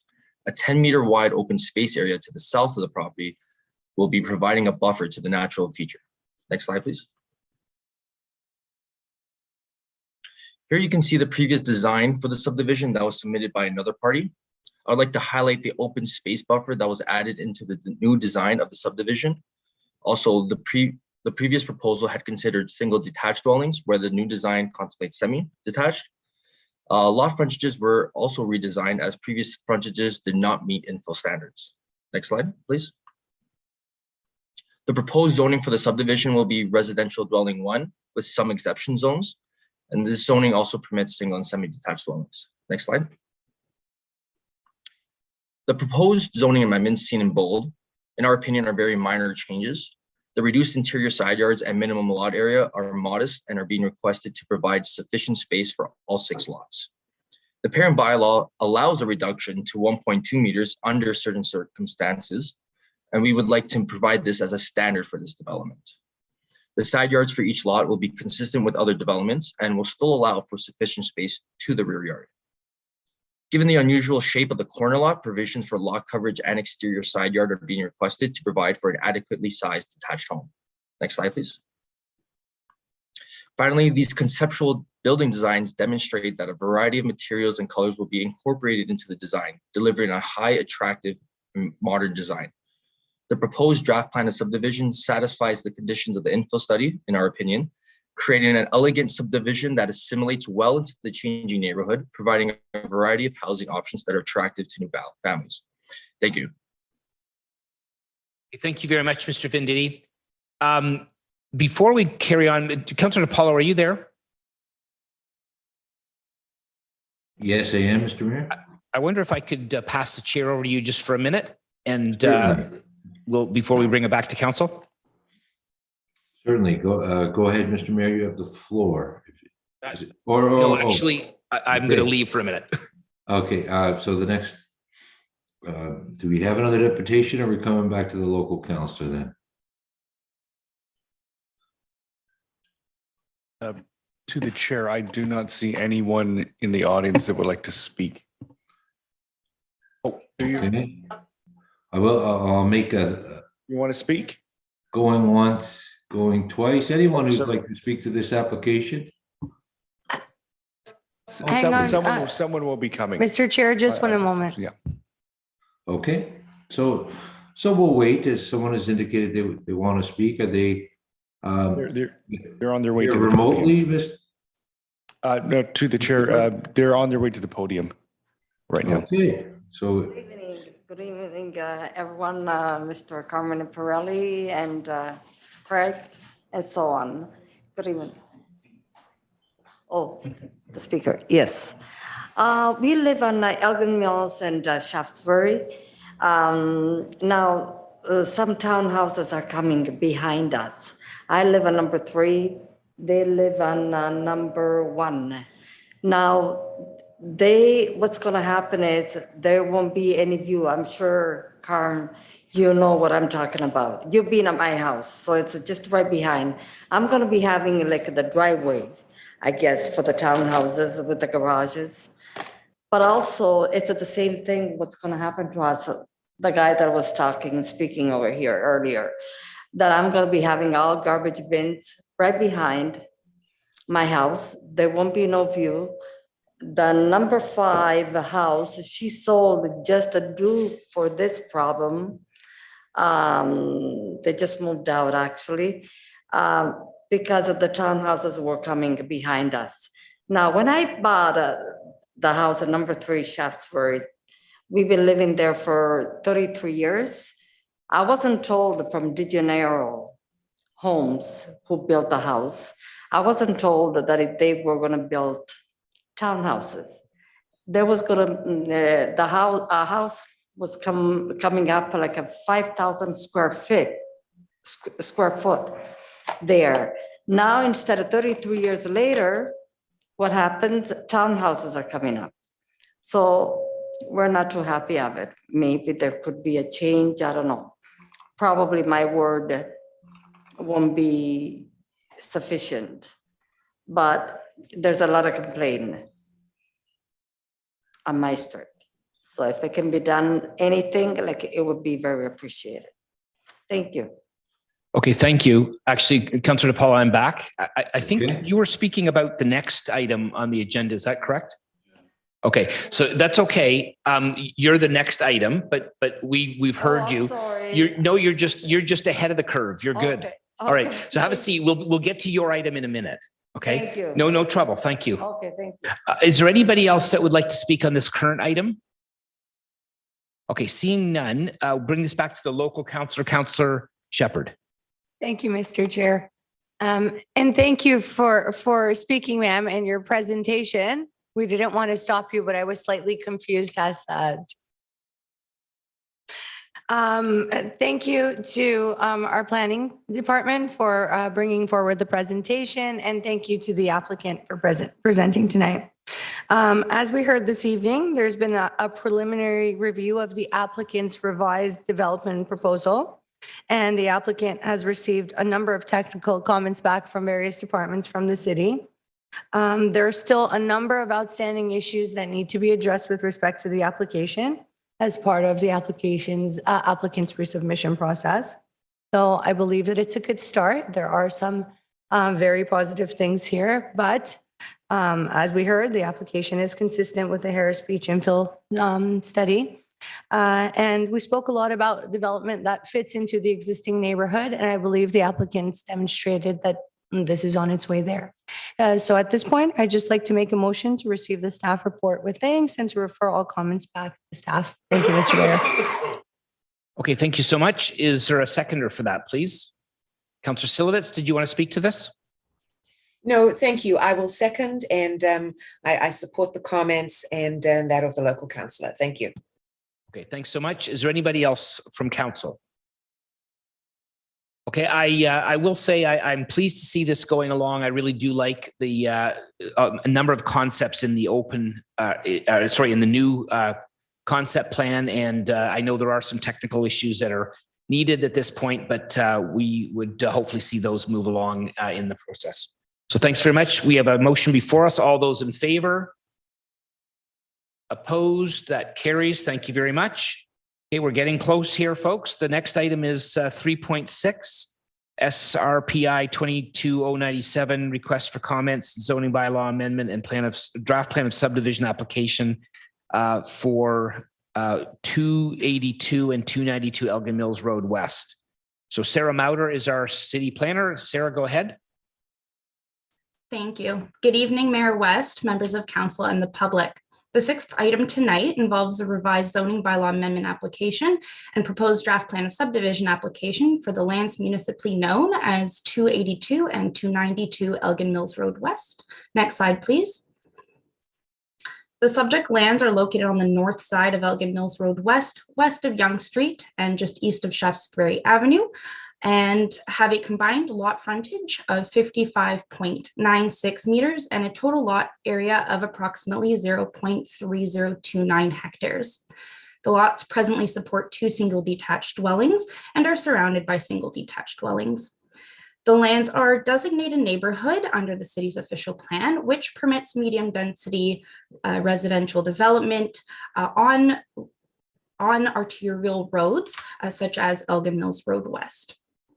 The subject lands are zoned residential single family 8, R8 zone, under zoning bylaw 190-87 as amended, which permits single detached dwellings on the subject lands along with associated uses. Next slide, please. The applicant's proposed draft plan of subdivision seeks to facilitate 2 blocks on a plan of subdivision to facilitate their proposed development, with block 1 being for residential purposes and block 2 for road widening purposes. Next slide, please. With respect to the proposed zoning bylaw amendment, the applicant is seeking to amend bylaw 190-87 as amended by rezoning the lands from residential single family 8, R8 zone, to residential multiple family 1, RM1 zone, with site-specific provisions to permit the construction of a medium-density residential development comprised of 15 townhouse dwelling units along a private condominium lane to be accessed from Elgin Mills Road West. Next slide, please. The purpose of the report is to provide council and the public with an overview of the applicant's development proposal and has been structured for information purposes only, with the recommendation that all comments be referred to staff for consideration. Thank you. Okay, thank you very much. We have, Mark Jacobs on behalf of the applicant. Hi, Mr. Jacobs, go ahead. Hi, good evening, Mayor West, members of council, and members of the public. Thank you for coming here tonight to listen to our proposed development. My name is Mark Jacobs. I'm a senior planner with Big Larry Group here on behalf of the owner. The proposed development is seeking zoning bylaw amendment and draft plan of subdivision applications. As Ms. Mauder had noted, a site plan approval application was also submitted. Further, this application, the zoning bylaw amendment application, is a revised application from a previous proposal that was for 292 Elgin Mills Road West. And there was a previous public meeting, I believe it was January 2020, just prior to the pandemic. Since that time, the owner has acquired 282 Elgin Mills Road West and has therefore updated we've updated the proposed development plan. Next slide, please. The subject site at 282 and 292 Elgin Mills Road West is on the north side of Elgin Mills Road, just east of Shaftesbury Avenue. Elgin Mills Road is an arterial road, which has full services, existing public transit, as well as sidewalks on both sides. The surrounding neighborhood generally consists of single detached dwellings. There are also a newer townhouse development further east of the subject site at 168 and 176 Elgin Mills Road, as well as another proposed development just on the south side of that development, which is currently being reviewed. There are a number of public parks and Silver Pines Public School in proximity to the subject site. Next slide, please. The subject site has an area of approximately 0.3 hectares and a frontage of 56 meters. There are currently 2 single detached dwellings on the property. These will be demolished in the future to make way for the proposed development. Next slide, please. These are just images of the 2 existing dwellings that are there. They've been there for a number of years and currently occupy a small portion of the subject site. Next slide, please. These are a number of the surrounding existing dwellings surrounding the subject site. As noted, the area is predominantly single detached dwellings. However, as it is an area with single detached dwellings, we are seeking townhouses, which is in order to provide additional housing opportunities in this area. Next slide, please. Speaking to some of the policy context, the subject site is designated neighborhoods in the City of Richmond Hill official plan, as Ms. Mauder had noted. The neighborhoods designation does permit low density residential, medium density residential, such as the proposed townhouses, some neighborhood community uses, parks and open spaces, as well as automotive service commercial uses. The zoning is currently single family 8 R8, and the proposed zoning bylaw amendment is proposing to rezone the subject site to RM1 in order to permit the proposed townhouse dwellings, as well as to implement some site-specific regulations. Further, if I can add to with respect to the neighborhoods designation, the official plan, the OP does permit a maximum density of 50 units per hectare, as well as building heights of up to 4 stories along arterial roads, such as Elgin Mills Road West. Next slide, please. The proposed zoning bylaw amendment and draft plan of subdivision applications will facilitate 15 townhouse units. These units will all be 3 stories in height. There are 2 styles of units. The ones along Elgin Mills Road are dual frontage, meaning there's like at the front is along Elgin Mills Road with parking at the rear, while the remaining units at the back of the property are more traditional style with front garages. The total building height is approximately 11.5 meters, and the total GFA is 3,244 square meters. The density proposed is 49.5 units per hectare. There is a proposed private condominium road, which has been designed in support of transportation engineering staff in order to facilitate waste pickup and emergency services. The waste pickup locations are designed in accordance with the city's guidelines. There will be 2 parking spaces for each unit, including one in the garage and one in the driveway for the traditional units and 2 garage units or 2 garage spaces in the dual frontage units. There are also 4 visitor parking spaces, as well as some rooftop terraces for the dual frontage units and private rear yard amenity space. Okay, thank you, Mr. Jacobs. Sorry, you're done? More or less. I mean, Okay. there's just some. You're out of time, images so, that okay. were already shown by the Ms. Mallard. Yeah, So okay, thanks very much. thank you very much. Okay, Mr. Bruce Rhodes is our first registered delegate. Thank you, Mr. Mayor, and good evening to members of council. I live on Toll Bar Court, which runs parallel to Elgin Mills, 2 blocks north of Elgin Mills and to the west of Shaftesbury. And I guess I'm here to express my qualified support for this proposed development. I have no objection to infill in this area, especially because at this corner, Shaftesbury Region, Elgin Mills use 3 or 4 bus stops, so it's well serviced by public transit. The qualification I have in supporting this pertains to vehicular traffic into and out of the proposed development. This is a slide that I provided the city clerk. You'll note currently the Chevron area, which if I'm not mistaken, we're not supposed to be driving on. And my concern, and even maybe my only objection to what Mr. Jacobs has shown us, is whatever the townhouses are, it's 3+3 with the driveway in the middle. I would have far fewer qualifications if it was 4 to the left and 2, or 5+1, or even 6+0. In other words, put the egress as far east of this intersection as you can. I've lived in this neighborhood 27 years. I've probably negotiated this intersection 5,000 times if I go up 4 times a week. And just the other day, we couldn't even get through the intersection because there was a very serious incident. Police cars, fire trucks, ambulances. I don't know what happened because the police wouldn't let us get too near. So I'm very concerned that, you've got the right turn lane, and I'm hard pressed to know how this could be redeveloped as far as the traffic flow. If we to keep to that 3+3, I'm concerned that egress would be too close to the intersection. People wanting to get in from heading east, people in there trying to go east over to Yonge Street to go shopping.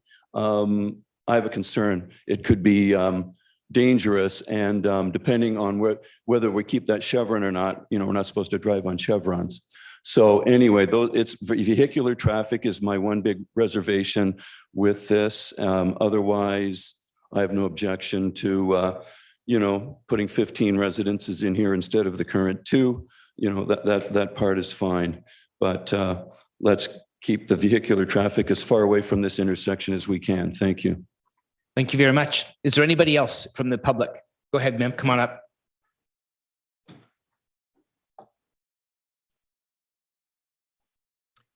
Just state your name and address. My name is Julie Zhang. I'm represent my son, who is the owner of this property at the first Southbury Avenue. I apologize for my English as second language. Sorry for that.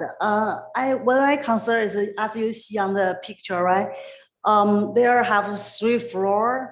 It's covered because we're the first house there, covered all our backyard and block all our east sunlight.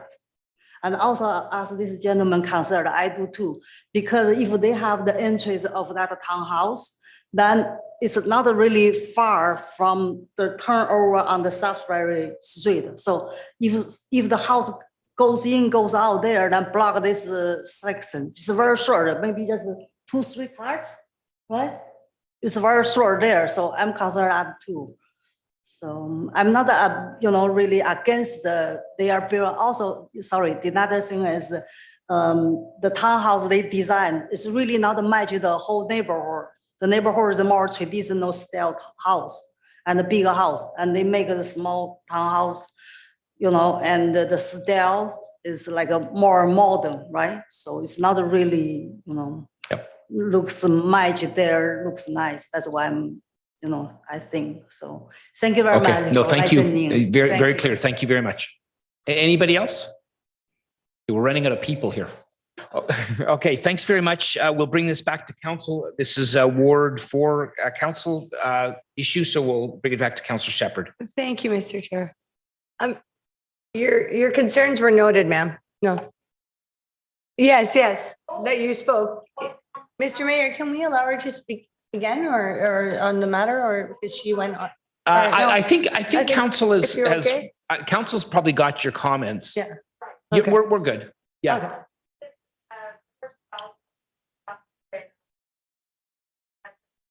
All right. I hope you carpooled here. Thank you. Okay.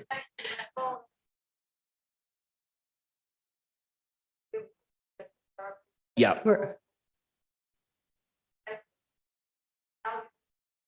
Okay. No, we heard that, and staff will hear your concern, and we'll add that to the record. Yeah. Okay. Okay. That's great. Thank you.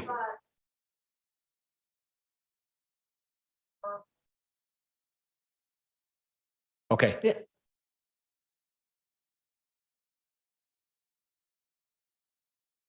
Okay. Thank you very much. No, that's great. Thank you. Okay. Okay. Go Thank ahead. you. Thank you, Mr. Chair. Okay. Okay. Thank you. Go All ahead, right. Councillor Shepherd. Okay, so thank you again to our planning team. Thank you to the applicant for your presentation. Like the many conversations we've had previously this evening, again, any application, in my opinion, needs to make sense for where it's located. And in this particular situation, it seems that this application fits the initial criteria, which is height, density, and conformity to what's going on with the neighborhood. As we heard, there's some concerns, garbage and snow removal being one of the biggest ones. The traffic, as Bruce was kind enough to mention, these are some of the issues, parking.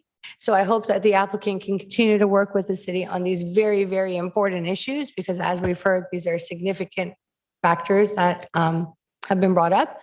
And as long as we do that, I'm hopeful that we can have a wonderful application and add to the housing stock in Ward 4. So thank you, everyone. I just want to make a motion to receive the report with thanks and to refer comments back to staff. Thank you. Okay. Thank you. Okay. Regional Local Councillor Pirelli. Well, thank you, Mr. Chairman, and thank you for everyone to come forward this evening. Thank you. Yes, very well stated. I just wanted to assure, I'm going to be happy to second the motion that all comments be referred back to staff.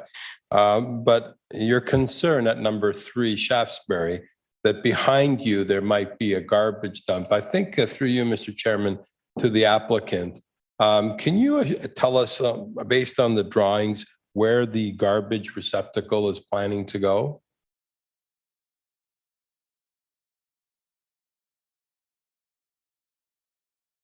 There will be a specific spot for waste pickup in front of each townhouse unit.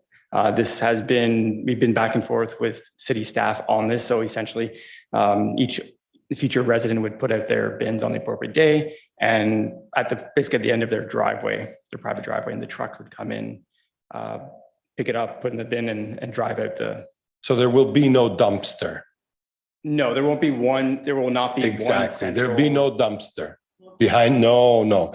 Just like your house, you're going to put their garbage in front of their property, and then the garbage man will come and pick it up.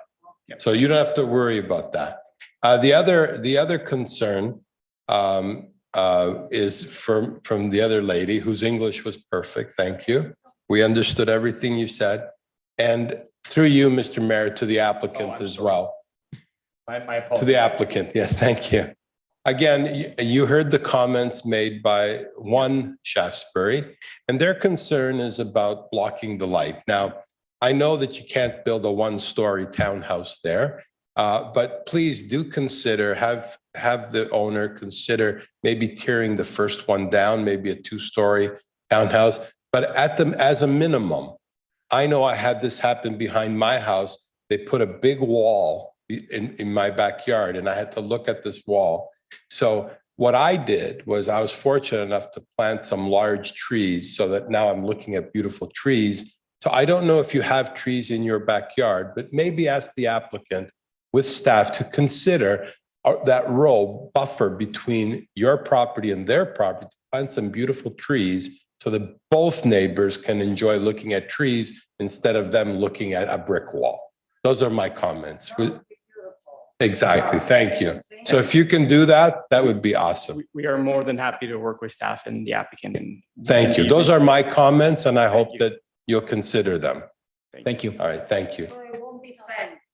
It won't be All right. There'll be a fence, but nice trees. Yeah. Yeah, we're going to put beautiful trees. Okay, thanks very much. So okay, we're commenting. It's our turn to comment now. So we'll go back to council. Is there anybody else on council that would like to comment at this point? Okay, seeing none, we've got a motion before us to receive all of the comments that we've heard here tonight back to staff, and we'll come back at some point in the future. So all those in favor? Okay, that passes unanimously. Thank you so much. All right, the last item on the agenda tonight is item 3.7. Simone Fiore is our city planner, and it is for 0 Leslie Street, city file DO 222015 and sub 22007. Ms. Fiore. Thank you so much. Good evening again, Mayor West, Council, and members of the public. The last item tonight involves a proposed zoning bylaw amendment and draft plan of subdivision applications for the lands municipally known as 0 Leslie Street. Next slide, please. The subject lands are located in the city's Headford Business Park on the east side of Leslie Street, north of Orlando Avenue, and have a frontage of approximately 205 meters along Leslie Street and a total site area of approximately 18.05 hectares. The lands are vacant and abut existing industrial uses to the north, Highway 404 and the Rouge River Valley Corridor to the east, Orlando Avenue and existing industrial uses to the south, and Leslie Street and a low-density residential neighborhood to the west. The subject lands are designated employment area and natural core in accordance with the city's official plan. Permitted uses within the employment area designation include predominantly high-performance industrial uses. The employment area designation also permits other secondary and ancillary uses subject to specific criteria.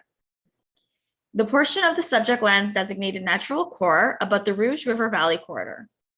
Permitted uses in the natural core designation include fish, wildlife, and forest management, conservation projects, flood and erosion control projects, essential infrastructure, low-intensity recreational uses, unserviced parks, and accessory uses. With respect to the zoning, the lands are currently zoned agricultural A1 zone under zoning bylaw 2325-68 as amended. This zone category permits agricultural and related uses. Next slide, please. The applicant has submitted a draft plan of subdivision to facilitate the development of an industrial and commercial subdivision to be comprised of 3 large development blocks and the extension of both Brody Drive and Vogel Road on its land holdings. Accordingly, the applicant is seeking to rezone the subject lands to high performance industrial M1 zone, high performance commercial industrial MC1 zone, and flood zone under bylaw 150-80 as amended, with site-specific development standards to facilitate the future development of 3 industrial commercial buildings on its land holdings. Next slide, please. The purpose of the report is to provide council and the public with an overview of the applicant's development proposal and has been structured for information purposes only, with the recommendation that all comments be referred back to staff for consideration. Thank you. Thank you, Ms. Fiore. So for the applicant, Jennifer Jaruksek.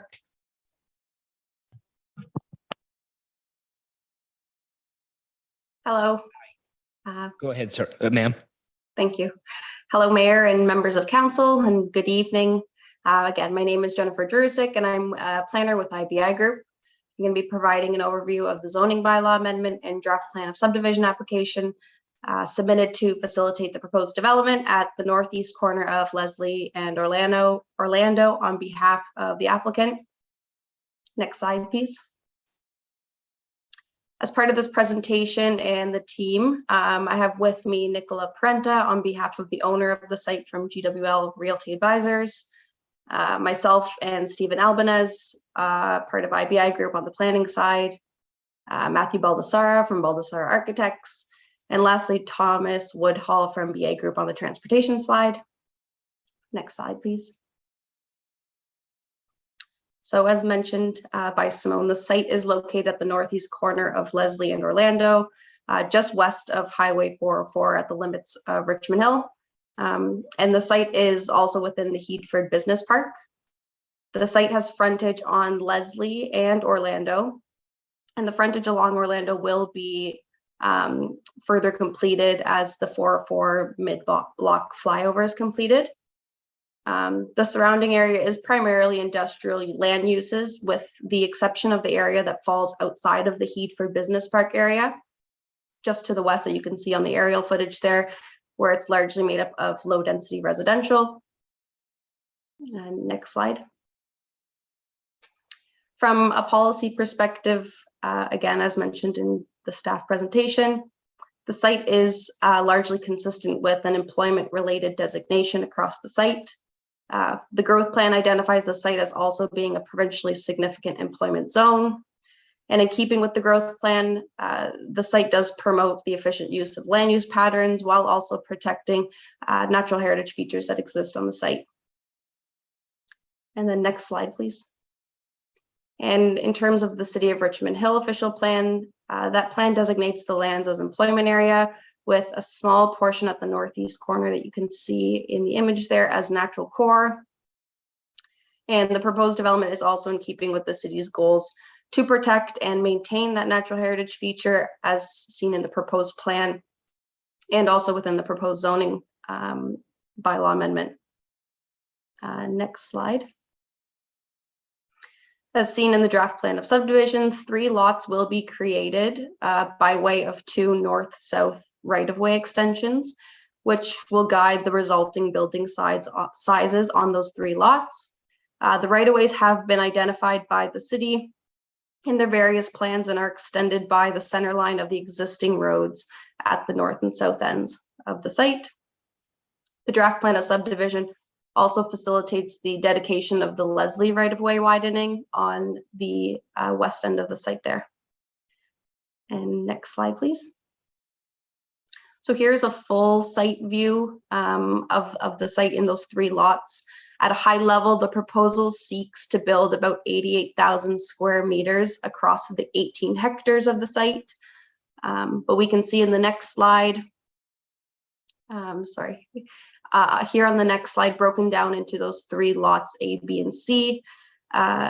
B being the largest of the buildings, A the smallest, and then C in the middle end. Together, those buildings again add up to about 88,000 square meters. But the site stats are there divided amongst the 3. The building heights do vary from 13.4 meters at lot A, and then lots B and C seek to achieve a 14.56 meter height. Next slide. As further outlined here, the zoning bylaw seeks to rezone the lands from that agricultural A1 zone to high performance industrial and high performance industrial commercial, as well as that portion at the northeast corner to a flood zone. Some site specific amendments that we're seeking are to address parking, street line setbacks, and those building heights. And again, the draft plan of subdivision that we have applied for is to facilitate the development of those 2 right-of-ways and that Leslie right-of-way widening. Site plan amendment will be submitted at a later date. Next slide, please. So it is our position that the development does fulfill the direction of the PPS, the growth plan, the region's commitment to enhancing the viability of these employment lands, and also the proposal does all this while protecting and maintaining those natural heritage features on the site. And last slide. So thank you for your time in hearing this presentation, and I'm happy to answer any questions that council or the public may have at this time. Okay, thank you very much. So this is a Ward 3 issue. Councillor Liu, thank you for being so patient. You're on. Thank you, Mr. Mayor, and thank you our staff and the representative from the applicant's presentation. I'm always excited to see development applications on our employment land, and this is a big piece of development, and I welcome that. And the only comments I have is, as mentioned, across the street on the west is low residential. So I would like to make sure that there will be minimal impact to the residential area across the street. I would like to see a very good setbacks and also landscaping along Leslie. And I know that this is very preliminary, and we're still waiting for a revision and approval by the City Parks Natural Heritage Planning Section and also TRCA. But I will leave this to our capable hands of our planning staff, and I look forward to this application to come to fruition. And that's all my comments. Thank you. Thank you, Councillor Liu. Councillor Chan, you said you want to second this?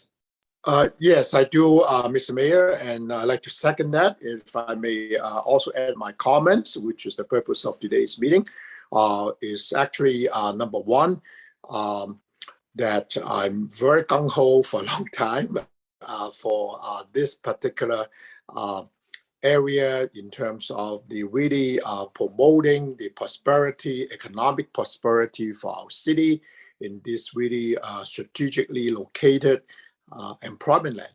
In fact, even the presentation would say it changed from agricultural, those two keywords, high performance employment land. And as the local councillor said, I am excited, thrilled, and look forward to having this particular development that will bring in more local jobs and more vitality, as I mentioned. And point number two, I share the points that raised by a local councillor that to really ensuring the from a minimal, I think that's the term being used, disruption, or whether in terms of view, in terms of during the construction, that to the residents on the west side of Leslie. And that's very important. And number three is that perhaps either our planner or the applicant can help me understand. Through you, Mr. Mayor, I saw that is some mention about the height, that also some mention about the word exemption. I'd like to get a clear indication. Is the proposed height going to seeking exemption because of the airport nearby? What's the status in terms of proposed development in terms of the height, particularly relating to seeking exemption from height, through Mr. Chair? Who are you directing that to, Councillor? Is it either to the planner of the city or the applicant's representative here tonight? Why don't we direct that to Simone Fiore or one of her colleagues? Thank you. So over to you, staff.